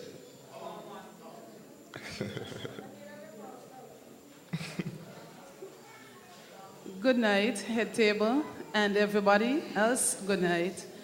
My questions would be very brief because they're more centered on locally, St. Peter's. Okay, to the Commissioner of Police, first of all. In your introductory speech, you mentioned about a summer program for high schoolers. I realize that summer is almost ended. So I would like to find out exactly when this program would be introduced, because you said it would go beyond the summer. When it would be introduced, and so that we could have an idea whether or not we would want our children to participate in that. Answer now? I have more. Oh. But if you want to answer that one, that will be fine. Oh, all right, the next question is, you talked about the Teens and Police Service Program. That's the TAPS, MAGIC, those two. I'm familiar with Operation Future. How does these three tie in? What's the difference between the three if they are geared towards the same thing? How does it work, the three of them? And finally, for you, the police patrol. I have been looking for them. I'm not seeing them. They're there. Oh, yeah? Okay, well, I have been communicating with them, and just this evening I talked to the officer in charge at Stapleton, and I said, haven't been seeing you guys. I'm going to mention it tonight, eh? All right, so the police patrol, I have not been seeing them, and especially foot patrol. So I have, I know about the patrols, because I was a police officer myself, and so I know about the foot patrols. I have not been seeing foot patrols. All right, and that's for the Commissioner. And then for Minister Phillip, you talked about a FIFA Technical Development Center at Stapleton Estate. Is this fully sponsored or funded by FIFA? Okay, and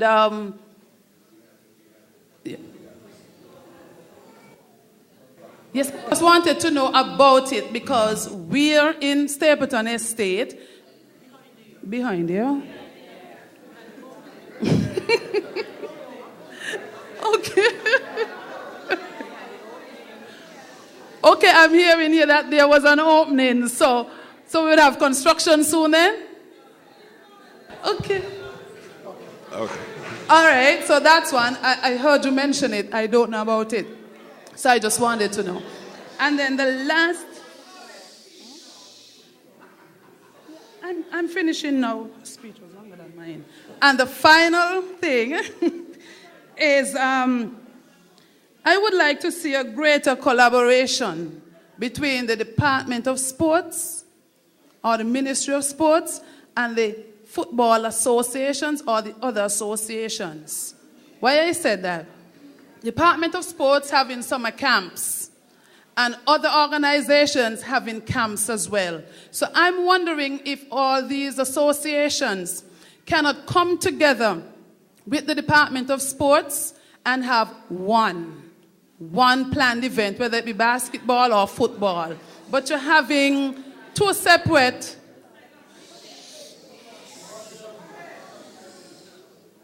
but you're having... this is something that I am experiencing because I normally register my son with the Department of Sports. And then when I find that there was a clash with the dates, I realized, hey, somebody is having a basketball camp. And then only to find out, then I receive a call from the person who is organizing it for the Department of Sports that they're having this camp. I said, but I didn't know you all having something. Why you didn't join together and have this one camp? So I think there should be greater collaboration between the department and other associations. And those are my questions. Thanks.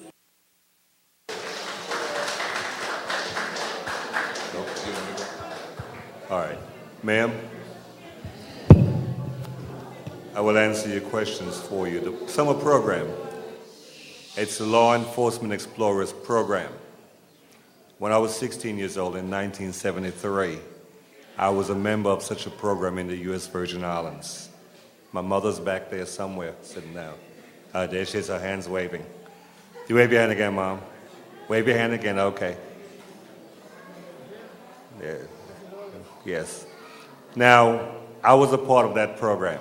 We're going to start, we have already put this program together. We're even having a web page.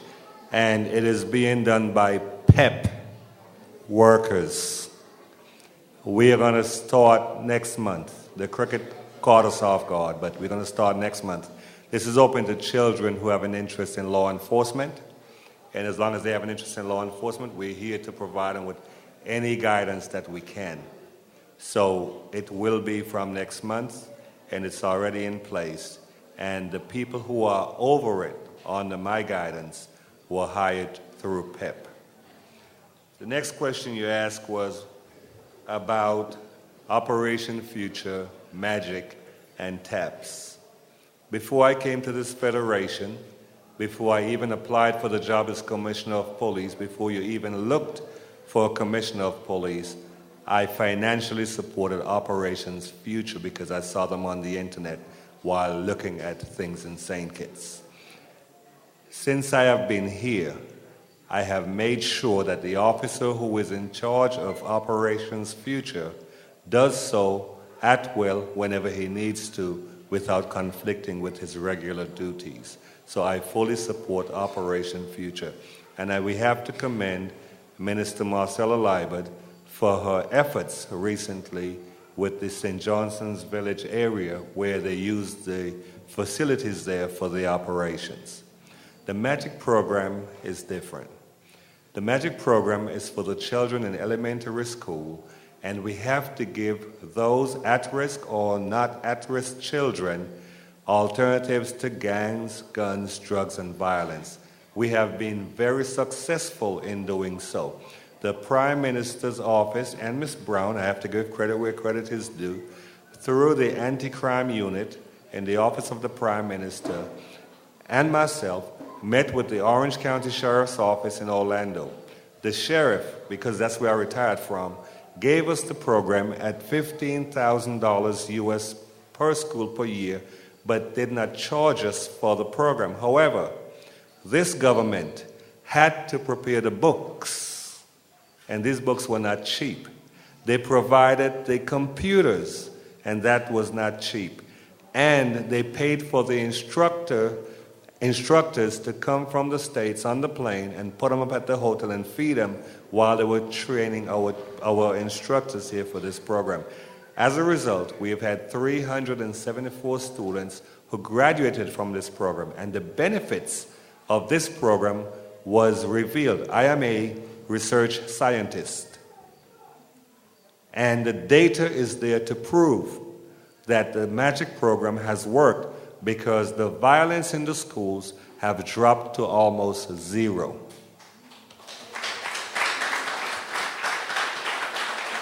That is because this government invested in the MAGIC program, and they continue to invest in the MAGIC program. And I was in Nevis last week with the cabinet, and they want to ensure that MAGIC, just like St. Kitts, is very prevalent in Nevis.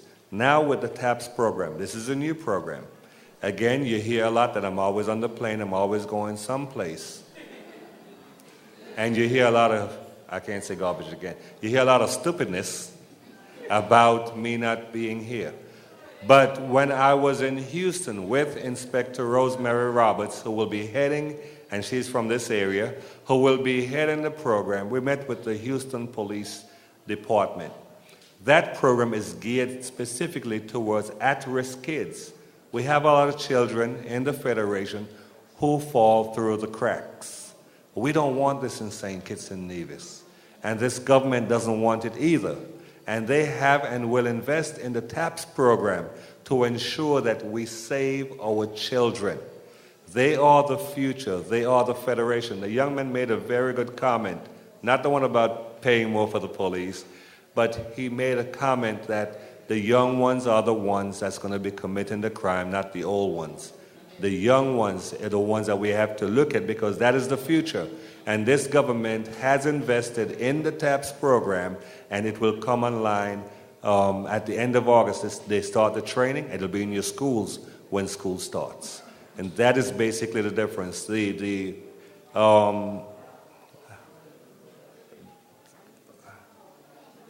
Operations Future, I'm sorry. The Operations Future program has its place, but this is different.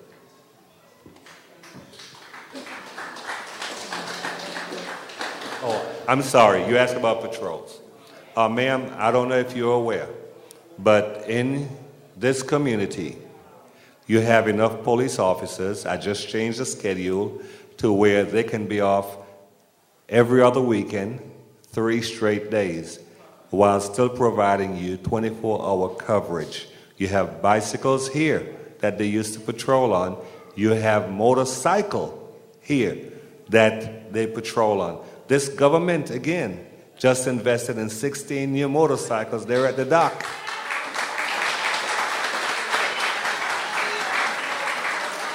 And I know that people say I'm always begging, and it's fine, you know.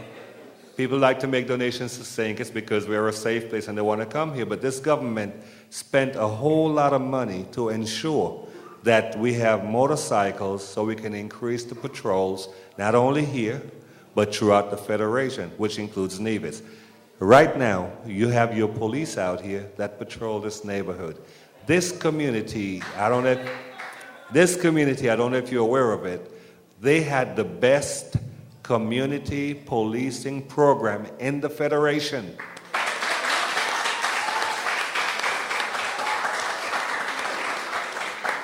Inspector Rosemary Roberts ran this place, but she ran it as a community policing point. People, I came here and I saw this. Some of you, the members of the community, would walk with her. She'd go out once a month to put on that community policing shirt. I've seen some of you patrolling with her. Of course, she has now been promoted to inspector because of the quality of work that she did, and we want to bring this throughout the entire Federation.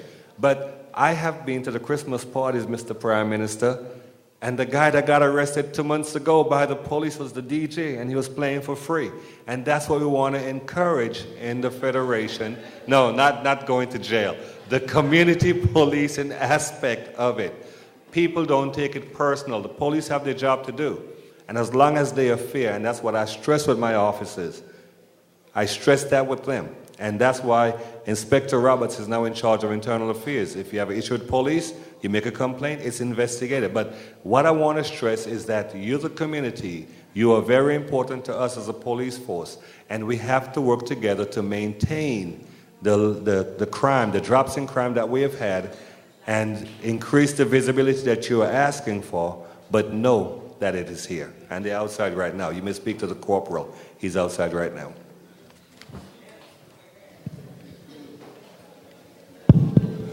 Yes, in terms of the collaboration between the different sporting disciplines, every year between the months of October and November, the Department of Sports goes to what we call a scheduling program of all the upcoming camps that we would have in the summer. And so we have a calendar of events that are presented in January. so that we can inform not only the schools but parents of what we would have during the course of the summer. And what we'll do, we probably have to look at those other persons or organizations who are having sporting activities during the summer, and we can actually collaborate. The intention really is, because of the different things that we do, our intentions are really that during the course of the summer, our kids can be doing something meaningful in terms of sport, whether it's cricket, football, golfing, lawn tennis, whatever sporting discipline, and we try to rotate them, and we make it as cheap as possible so that our kids can attend and have a fun summer. The other point about the land, what this government has done, we have leased the land to FIFA for 99 years. And so we made the lands available so that the people of the communities and the people of St. Kitts and Nevis can benefit from this program. And the floor is open once again, so if we have anybody else, Dr. Drew, go right ahead. Good night. I want to welcome everybody to St. Peter's, and I'm very elated to see so many people from St. Peter's here tonight.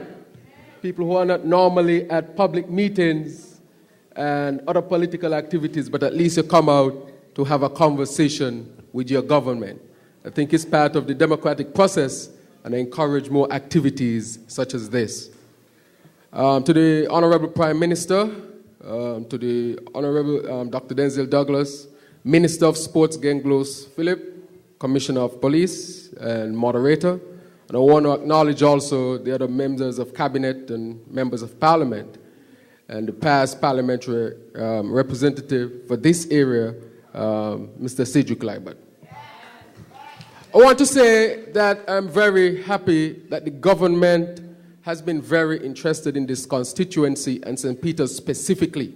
That although the representative who is elected is not part of the government, we can see much progress, because I think the government understands that where representation is concerned, that was stopped in this area in 2010.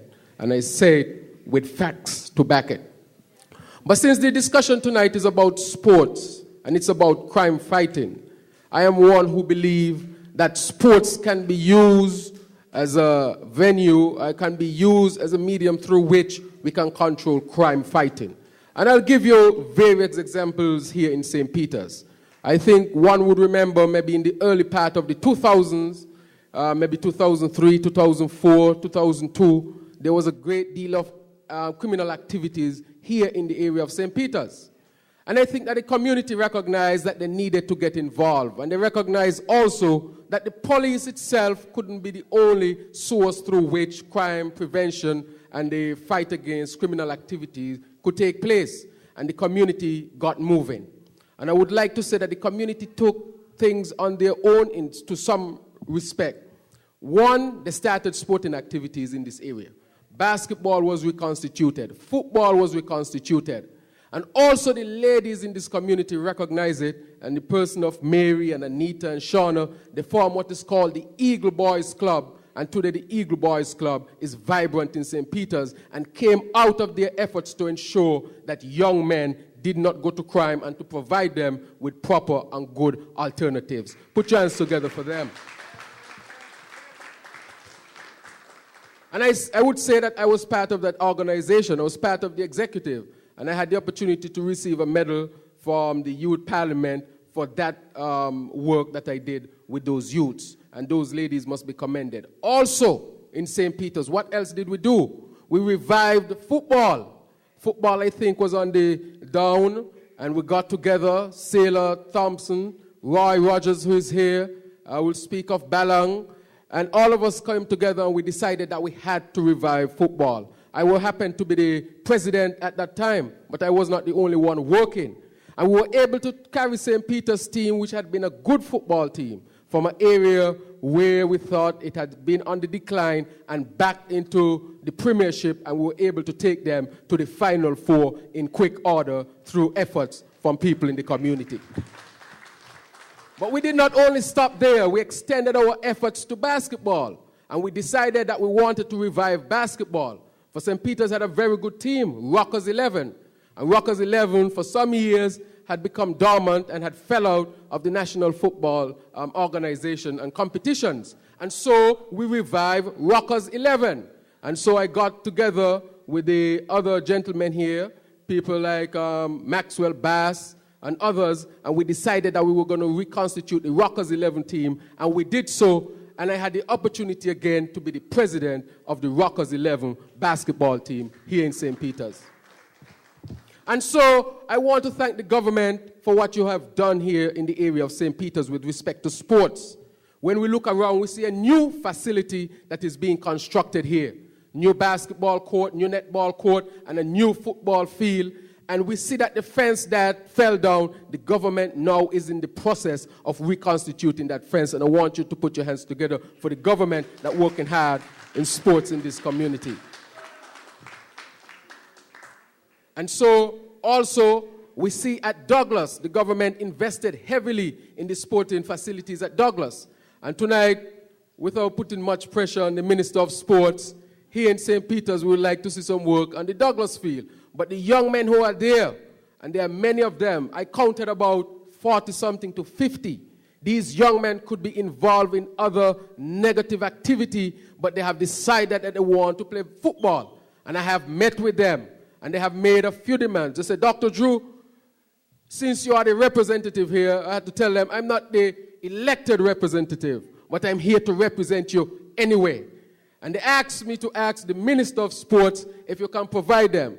They say, you know what, even if you can give us one light, but I'll say, give them 2 or 3 for the young men there at Douglas, because they now have a good football team.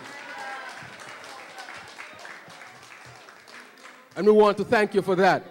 And so the young men in Douglas, they have formed a football team, and very soon they'll participate in the St. Peter's Football League, which is supposed to be open this weekend, and those young men are looking forward to that. And I want to encourage everybody to come out to that competition. It's supposed to be on Saturday.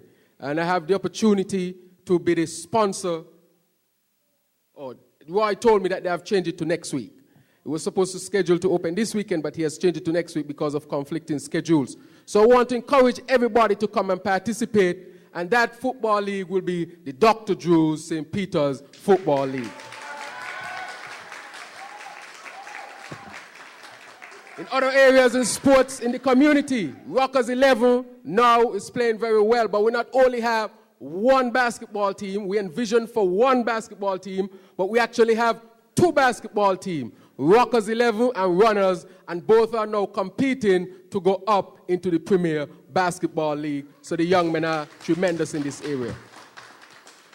And I think that this goes to show that when people come together and the community come together, as the Commissioner has been saying tonight, and the Minister of Sports, that together we can really help to build a beautiful, wonderful community.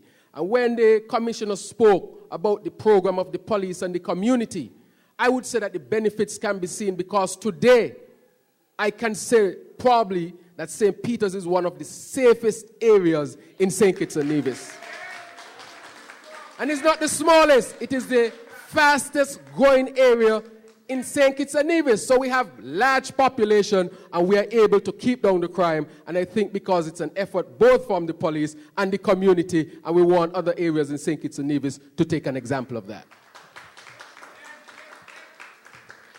But from the crime fighting perspective, because I'll also speak, it really bothers me, not here in St. Peter's, because I think that we have gotten rid of crime basically.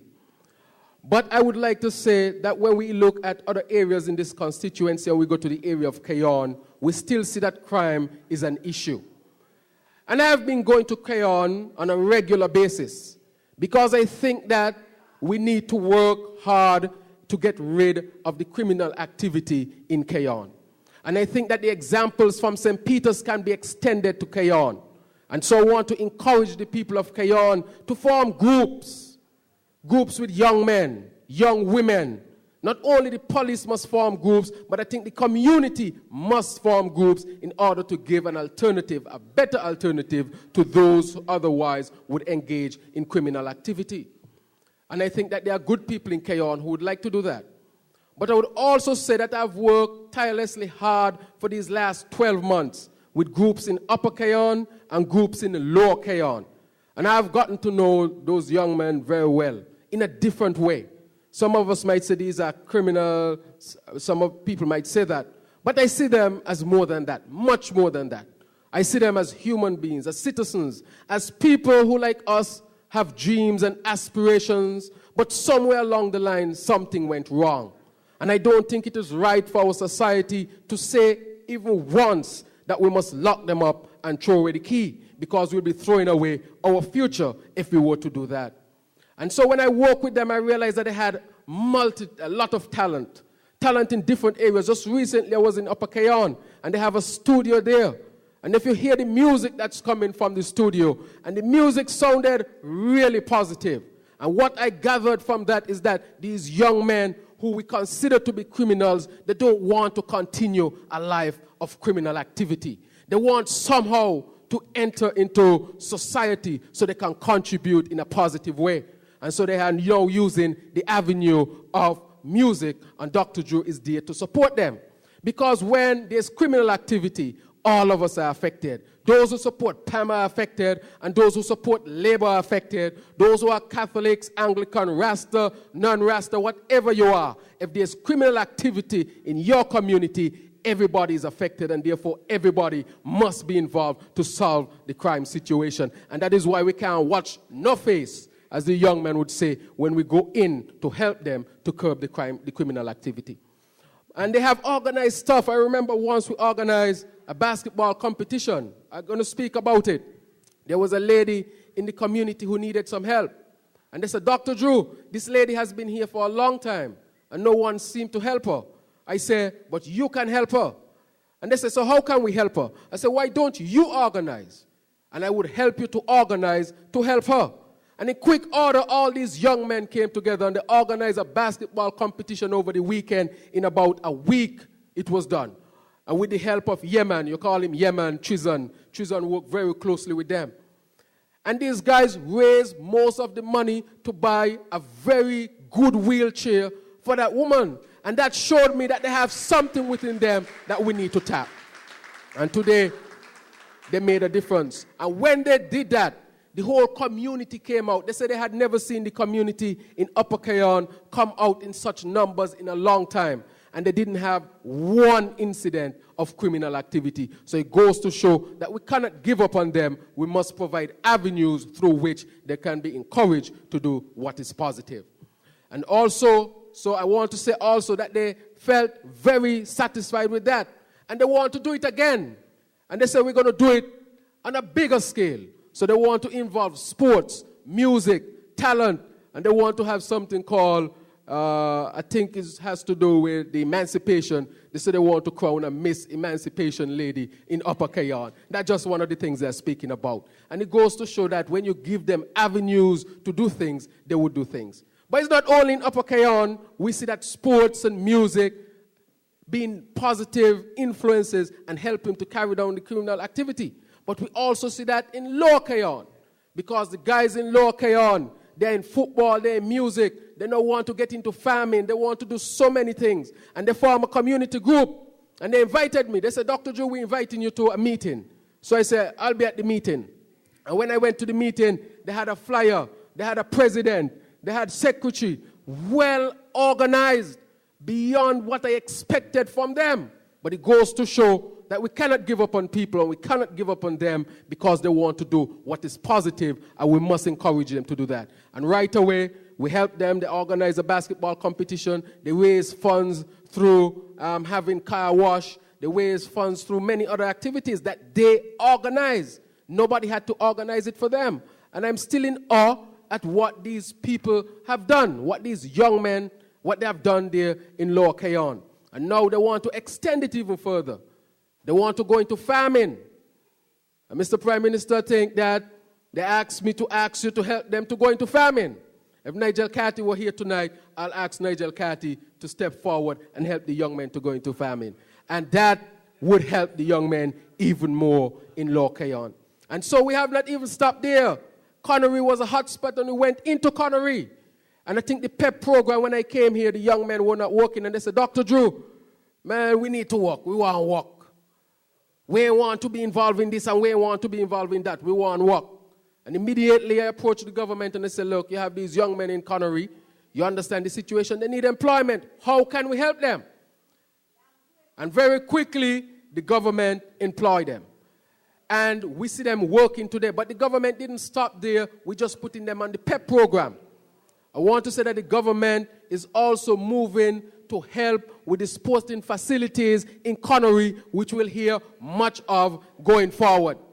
And I've been supporting the Connery football team, not just now, but I've always supported them, and I'll continue to support them. And so what I want to say tonight is that in this constituency throughout the last 12 months that I've been here, we have been working hard through sports, through music, through getting employment, lobbying the government, asking the government, especially since I see we don't have any representation. No representation in parliament, no representation on the street. When these guys have any problem, they call me. Say, I'm not your elected representative, but it's a Dr. Drew. There's nobody else to call, and I always step up and ask the government to step up to help the young men. And I want to thank you. I'm going to wrap up now. I want to thank the government for a few other things. When we look at the St. Peter's community, we see roads being built. We want to thank the government for that and for listening to me, for asking them to help since there's nobody in parliament to ask for it. I want to thank the government for upgrading our sporting facility. I want to thank the government for the PEP program and other forms of employment that is being provided. I want to thank the government for fixing the primary school, now moving to the community center, and soon we'll move down to the daycare and the preschool. We want to thank the government for helping the entrepreneurs in this community. And especially, I want to thank the government for helping the farmers in this community, helping the pig farmers. And Prime Minister, I want to thank you for coming into this community because I think economic growth helps to curb criminal activity. And I want to thank you for coming into this community and meeting with the farmers and understanding their plight and responding very quickly to some of their personal requests. And I know you have commissioned that they start drilling in the Green Hill area to see if we find water, because water is a problem for the farmers in Green Hill. And I want to thank you and the government for that. And I want us to put our hands together for the St. Kitts-Nevis federal government for responding to the needs of constituency number 8. And even though the representative is not from your party, our party, Mr. Prime Minister, you have not abandoned the people, and I don't think that they would abandon us in the next coming general elections.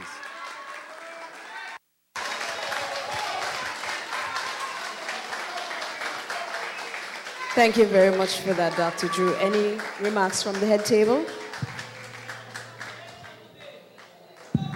I really want to thank Dr. Drew as a resident of St. Peter's and of constituency number 8 for his compassion, for his drive, for his understanding of the issues that the people are facing in this constituency. And I want to echo the 2 messages which I believe he has left behind tonight. Firstly, that we cannot give up on our young people. These are his words. We cannot give up on our young people. It is not that they want to live a life of crime. They want avenues. And he's calling upon the government to provide opportunities, to provide avenues by way of music, sports, agriculture, an expression of their talent in order to assist them to uplift themselves. These are powerful messages from this young man called Dr. Drew.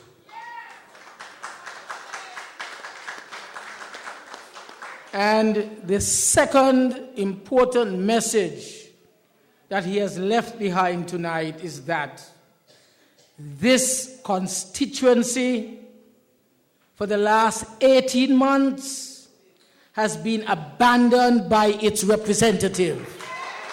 And I want you to take that seriously, you know. Because for the last 18 months in particular, although Eugene Hamilton collects his paycheck every single month to be in the parliament, he refuses to come in to represent you. I want you to remember that.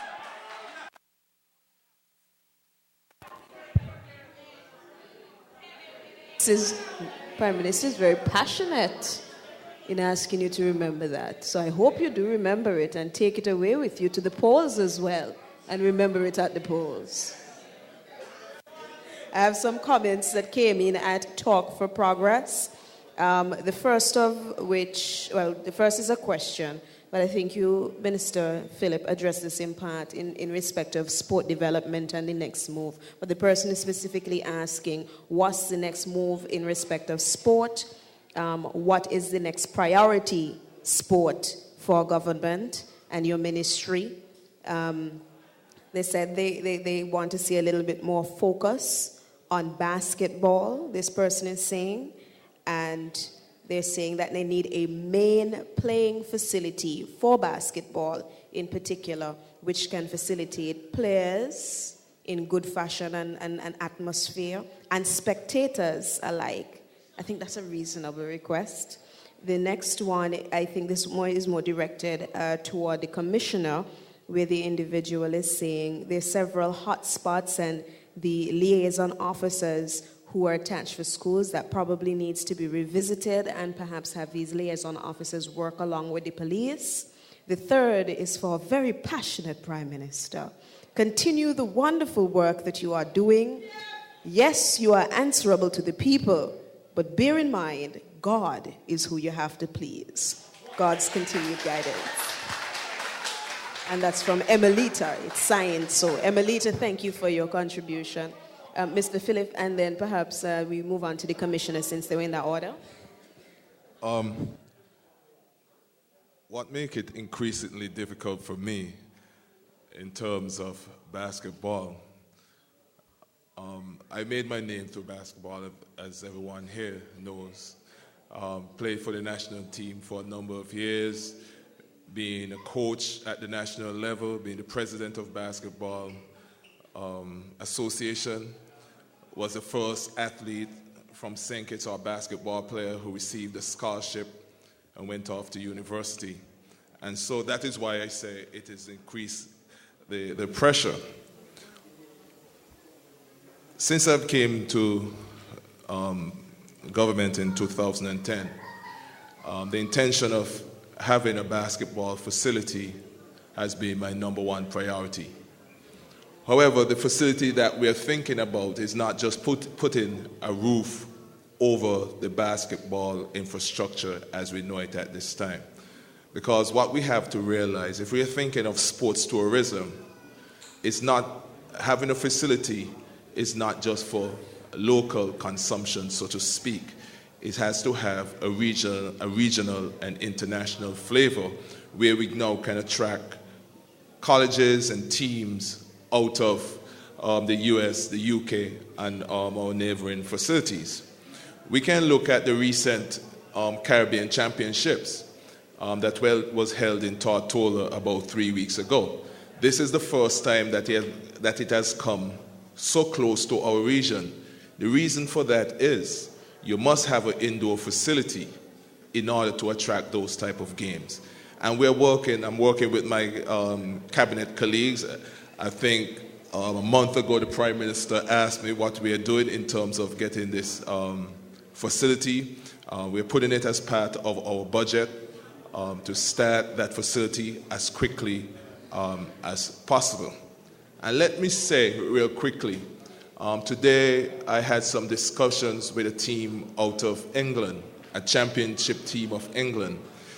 They want to come to St. Kitts during our independence celebration to play against our top players here in St. Kitts.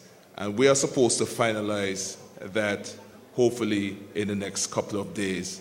And the dates that we are looking at is September 13th to the 20th, will fit nicely with our independence celebration. A matter of fact, we are hoping to dub it our Independence Basketball Classic.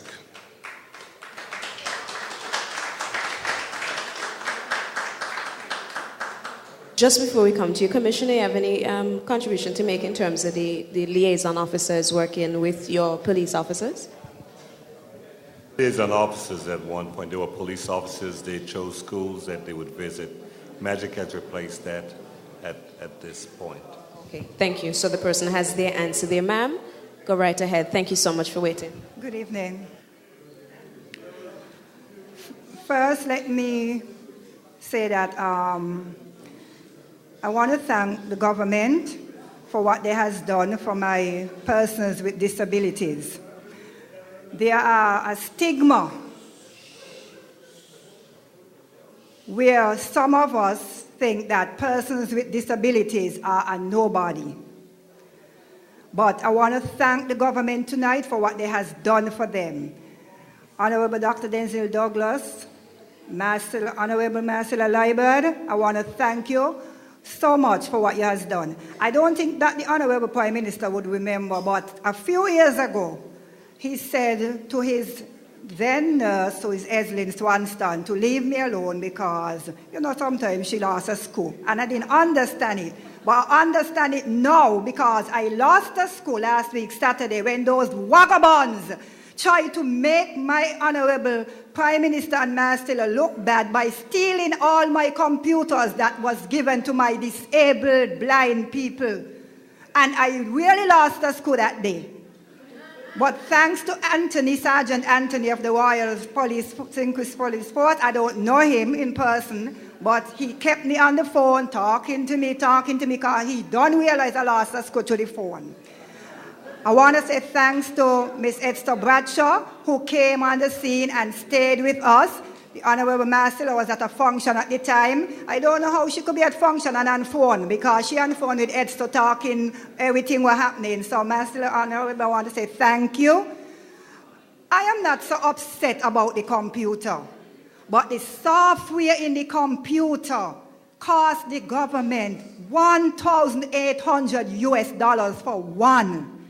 And they stole 3 computers that have that software in. And then with the vagabond nonsense on the radio about what Dr. Douglas said, them blind people that computer for, them they could see out of order. Out of order. That stigma has to change. That stigma has to change. My blind persons are persons just like anybody else. The Caribbean Council for the Blind is sending, she landed tonight. A lady came down from Antigua. She is blind for 8 years and she's a teacher. And she called the other day and said she come in to teach my blind. Maybe the Honourable Glenn Phillip might know. Some kind of word. I ain't going to say I know IB, so I say, what are you speaking about? She said, oh, ma'am, it's like Skype. I said, oh, well, I'm not Skype, but I don't know the next word there. So the lady came in tonight, and she will be teaching my blind people how to do conference call. I never do conference call, and I could see. So why is it they are saying that my blind people should not be given a computer? They should not say that. I need to say, Mr. Commissioner, I was really kind of stressed for the past days, but I want to say thank you for you tonight. It come like I win the lottery. Because I was planning to get you a little side after the meeting, but I got you before, and you really step on things, and I got numbers that I can call, and they say you could call me anytime. I hope the police know it's anytime I can call, Because I have a police who was in the force for 33 years, so I would call anytime. But before I leave, I want to say there's also a stigma, and my very good son, Dr. Terrence Joe, But I am not going to stand by and allow no opposition to have no stigma. And my son, who wanted to be the best tractor driver in St. Peter's, but become a very professional doctor.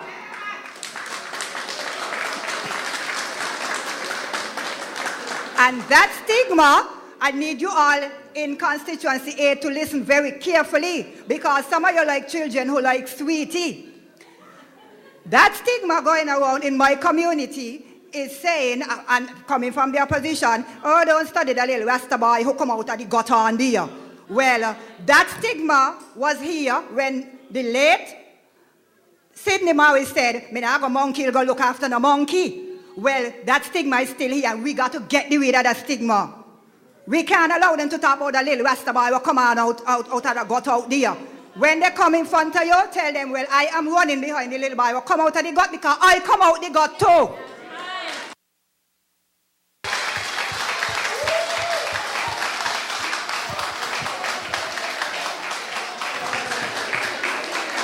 Thank you very much. Ma'am, when they say those kind of things, though, it's because they don't know better. I'm from Antigua, and I know what we've done in our blind program there, and I've seen what these people can do. It's amazing work, and the inability to see doesn't affect your mind. They don't know any better. Don't take them on. And you have a great mom. Go right ahead. Good night, all. Constituent from number 8, I want to recognize the head table, the Prime Minister, the other members of Parliament and ministers and Ambassador Brown, and our past representative and my fellow constituents and other comrades. Good night. First of all, I want to thank my good Labour government for the new infrastructure that we can boast about here in St. Peter's, starting from down at New Road coming up, which has been a grievance for the persons in the surrounding area, and also the Douglas Estate area, which has been long overdue. Yes, and work is still continuing tonight as well. I am patiently waiting, this is for Dr. Martin, for mines as well, in St. Peter's, which she has promised me, in Stapleton Estate. Okay, besides that though, apart from the road and our expanding community here in St. Peter's, we want to call on the government for what I can recall our Prime Minister stated to us sometime in the last election, where he said that St. Peter's would be called the next town, and we can see that happening based on our new infrastructure and developing businesses and the new roads, etc. Yes, I also want to big up our entrepreneurs in the area. I don't want to call names because they're going to say I leave them out, but they know who they are. Butu, Ivan, etc. I don't. Okay. Okay. But Mr. Prime Minister, we are calling on you in St. Peter's here to fully develop our constituency so we can boast and say that we are coming from uptown, because we have more to come, Granny. We have more to come. And we have to ask, and it shall be delivered from our Labour government. But we want to say thank you for what you have done. Thanks for the 1,000 PEP workers that we can boast about here in St. Peter's. We have asked, well, for number 8, sorry, not St. Peter's. We have asked, and you have gladly delivered. Thank you.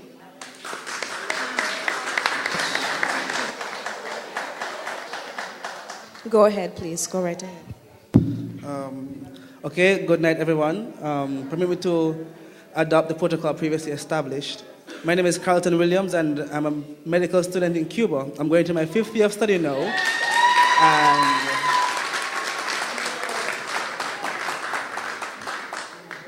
well, I want to thank the Commissioner of Police, because a couple of years ago, about maybe 3.5 years ago, I came home for vacation, and the atmosphere I met was a very tense atmosphere. It felt like the place I left wasn't the place I came back to, because the amount of crime, the rate of violence that I was seeing wasn't what I was accustomed to. I grew up in St. Peter's, which I've always felt the safest place in St. Kitts, because for me, it's where anybody can walk out their house. You can go wherever you want to go and leave your house open. You could feel safe that nobody can go in your house. Forgive me for the language, but my official language now is Spanish, and English is kind of difficult for me.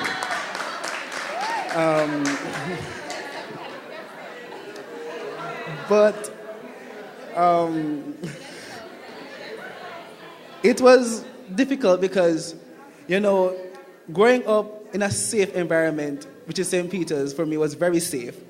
And Basti was always a safe place. I felt St. Kitts to be a very safe place. I went to Cuba, got a different experience where, people walk about at all hours of the night, at 12, at 1, at 2, you see people, mothers with their babies walking around.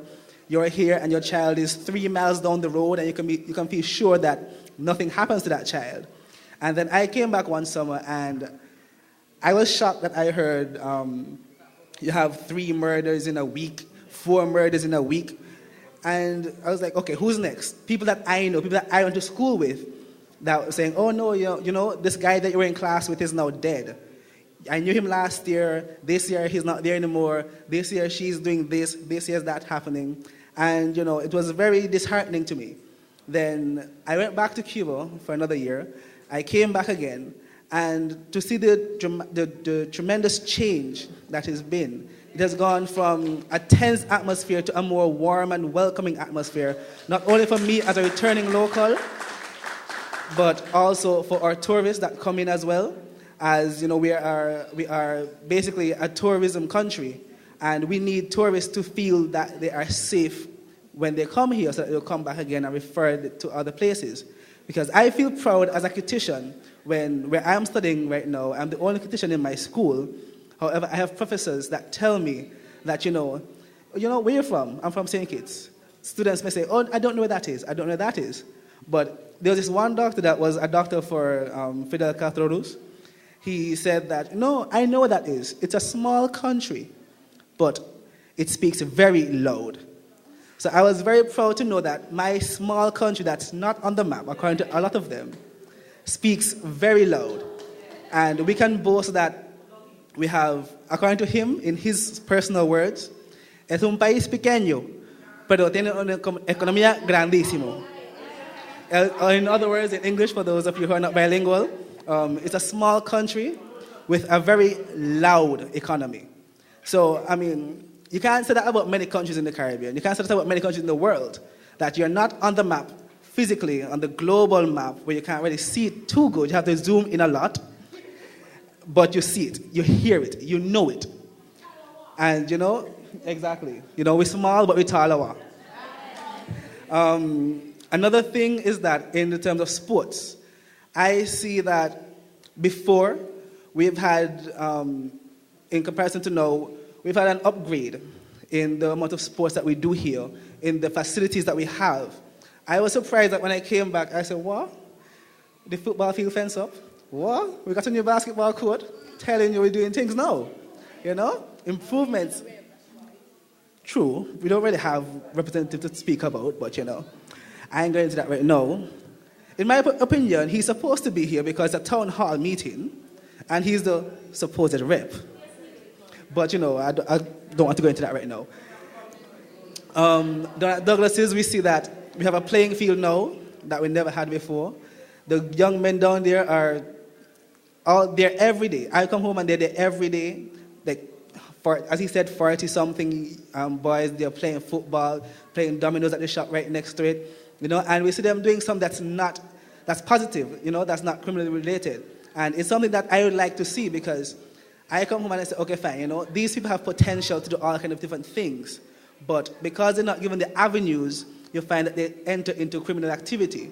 But now we see that the St. Kitts-Nevis Labour government is giving our young people avenues to enter into positively reinforced activities where they can flourish, where they can, do their best. Not all of us are born to be doctors or lawyers. Some of us are born with the natural talent to be footballers. Some of us are born with natural talent to be basketballers. Some of us are born to be engineers. And I'm proud to say now that we have all those things coming out of St. Peter's, Little St. Peter's, where I grew up, where I saw, dirt roads all over the place. It's now a developed town. The other day I went to Sophastone, and I looked down in comparison to about 2 years ago when I went, and I said, it's been a real change to see the development that we have here now Because the image I saw in my head was that I went to Silverstone and I saw, look at all this land. I can see facilities here. I can see facilities there. This land that's just waiting to be developed. And I went up there about last week with the Vacation Bible School at the church. And I looked down and I saw, we have been working, we have been developed thanks to the Labour government. Because Douglas Estate has roads now. I'm sure you can see I'm very proud of the road in front of my house. That's gone down now. It's, been dirt road for a while, but now it's paved. So for everybody from Douglas's, you have a road now. You can walk on pavement. It's the play field that they have for the kids. The population, which is increasing, thank you. They'll tell me to wrap up now, so I'm going to wrap it up. But thank you for all your hard work and keep it up. It's important when you hear from young people and what they have to say. You are the future and do well in your studies. Do well. We have somebody else who wants to come up and make some comments. Go right ahead. Yes, good night, ladies and gentlemen. My name is Sir Tyrone Seymour Bernard Brown I, better known as Granny. Now, I noticed that there are 3 panelists. 4, sweetheart, you have a very nice lipstick. I like to see the color of red. Right? Now, I just want to be brief. Now, CG Walwyn, I don't know what I go in front of that, but I don't know what advice you could give to young people, in coming on to be, and to join the force. Right? I don't know what advice you can give them. Well, I had to slip out for a while. Right? Okay, that's 1. 2, the PM, good night. Long time I see you. You look sharp. Oh, wait, let me get back to the crime. The boss, I think a crime has committed in constituency number 8. And I want you to take, how am I put the word? Okay, forget about the word. I want you to take it into consideration and look at it very carefully. Because after the last election, constituency 8, this is the crime, has been neglected. Until Honourable Dr. Joe come on board. Right? Wait. Me tell I clap yet. Wait. No. I don't want you to go out there tomorrow and lock up nobody. Just hold faith. Right? Because one day it will change. Honourable Dr. Joe. Okay, the boss now, come to you now. I might slip back to the commissioner, but come to you now. The boss, I want to thank you, along with these people in here, your comrades, on a job well done over 19 years. I have looked and seen after tourism season has done, at least me ain't seen a boat come today, because today is Wednesday.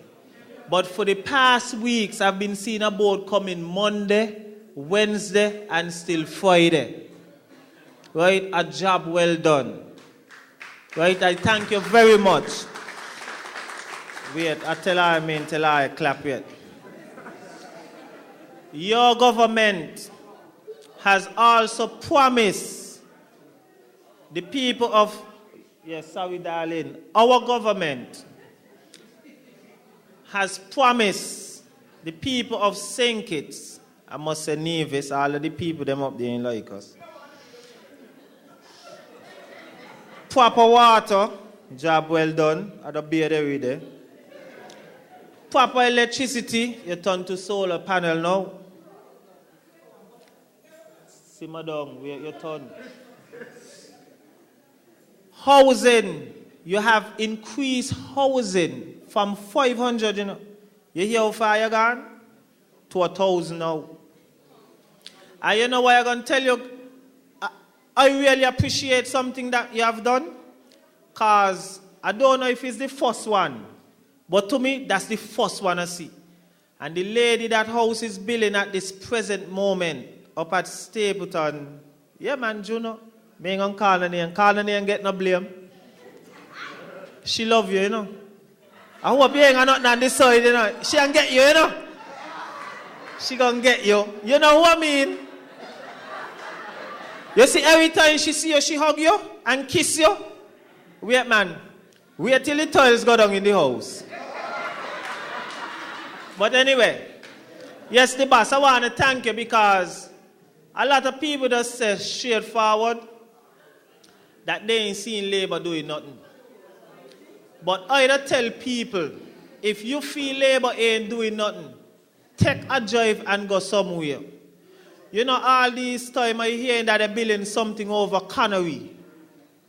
And when I hear they're having a town hall meeting up here, yesterday I drove to the back of Connery because they was filling up the salt pond thing behind there. And see the building, whatever, what hotel, condos thing or wherever resort. Your turn, if you got something to say, come. Right? Whatever. And I saying these people got to be crazy. If you drive, even the hotel over the Southeast Peninsula, the boss, I don't care how much paper you sign for people to build hotel, let them come. Let them come and build them. Let we appreciate what's going on in St. Kitts. Because you know what the opposition saying? Young people now get nothing to do. They call on young people are telling you know, if it wasn't for the PM, I would have never feel so comfortable. The Prime Minister gave me the opportunity to go out and talk to young people. Me ain't come by you yet, you know, take it easy.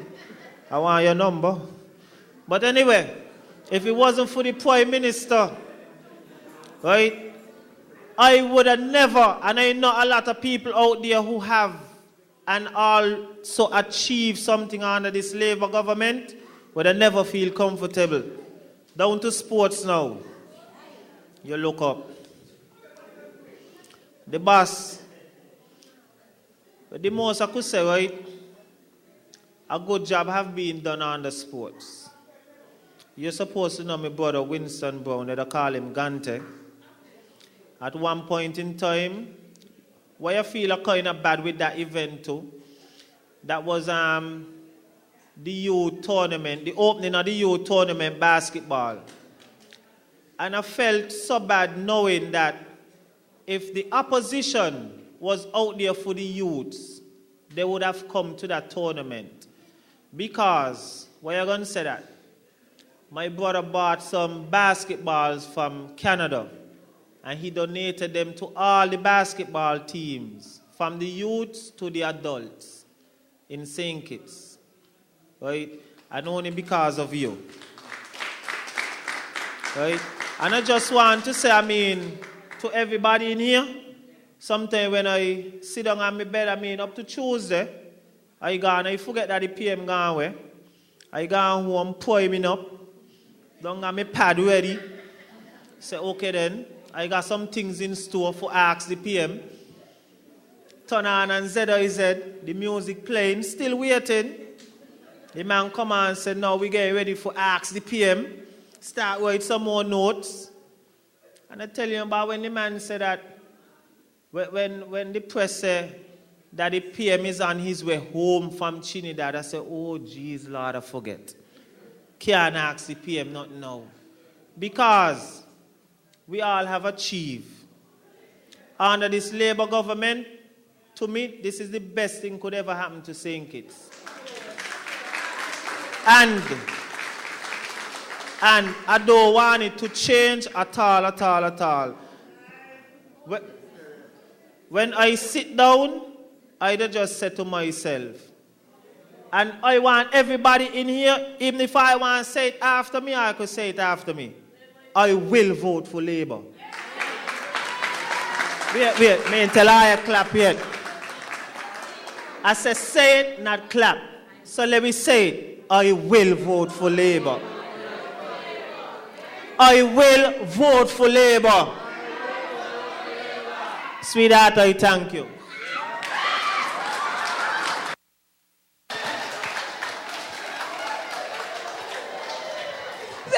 so much for that, darling. They can clap now?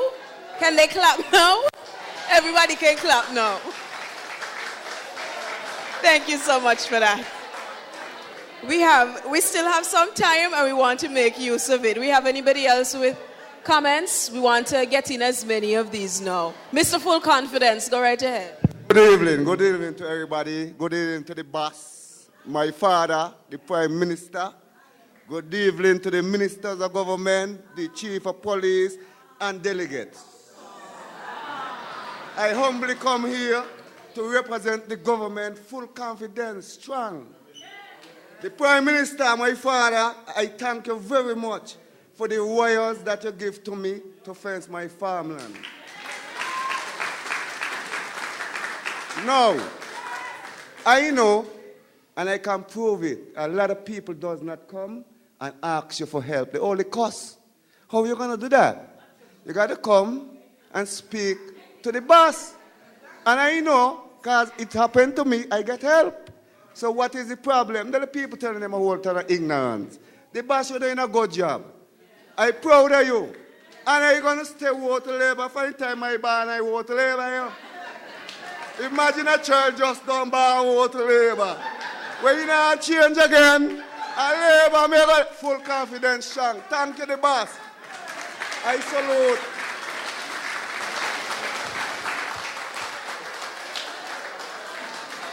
Thank you. Good day, everybody. Good night. Yes, good night. All the way from Kitts-Nevis is number 7. Yes, representing Dr. Gilbert, as usual. What my name is? Labour. Yes, Paul Joker say now, you know, I talking raw.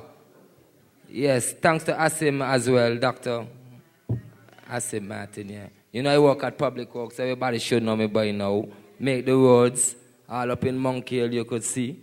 Yeah, all over down in Newtown, Village. Right now we at Village right now, up the Village. What you saying, the boss? You know, I have to show love. But make a long story short. Yeah, I just want to recognize everybody who is here at the moment, you know, for this historical moment. Yeah, I love the vibes, you understand? Don't blame me for being here. Blame Labour.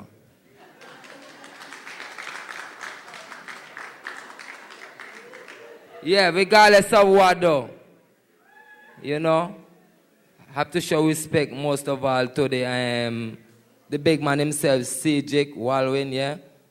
You know, well, me if I'm here really, you check.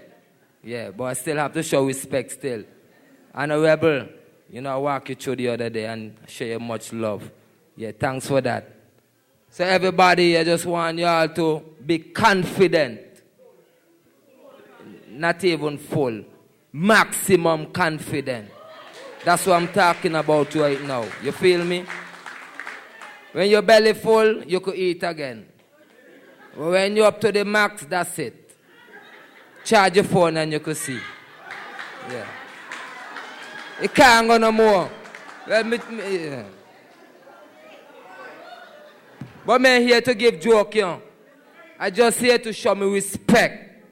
You feel me? Man, this man who I think about who going to come with all kind of big words and all kind of things and all kind of this. Because I am that.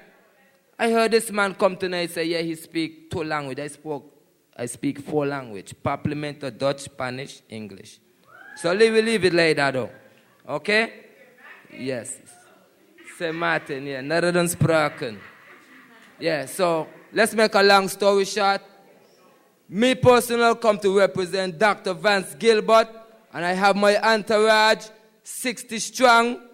Yes, I just want everybody to know we're here, and thank you all, and all my people and peoples, if they have a word like that, your boy Tiong. Yeah, peoples. Yeah, for coming out. But we have more to come, same way. Yeah, the doctor in front there, the boss himself, Martin, he's doing a very good job right now. I'm making more money I could think about.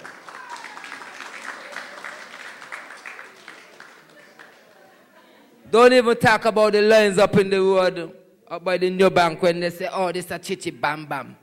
How can I wait. And the Palmway had that. We have something going right now. Dr. Martin is paving the way for me, the youngsters, and everybody to come. You see me? Yes. So yeah, hello. Yeah, I could understand. Yeah, I'm being. Yes, so what I'm trying to say, give thanks. And I've given God all the praises for me to be here today to witness this, to see this massive crowd. Mother.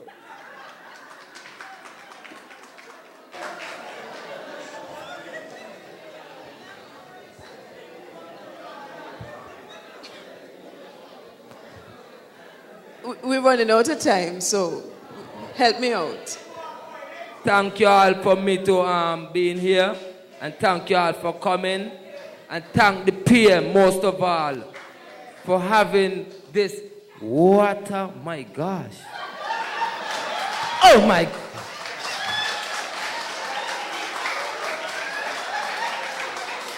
Thank you so much. Yeah, he's right, you know. You can be full and eat again if you're full to the maximum.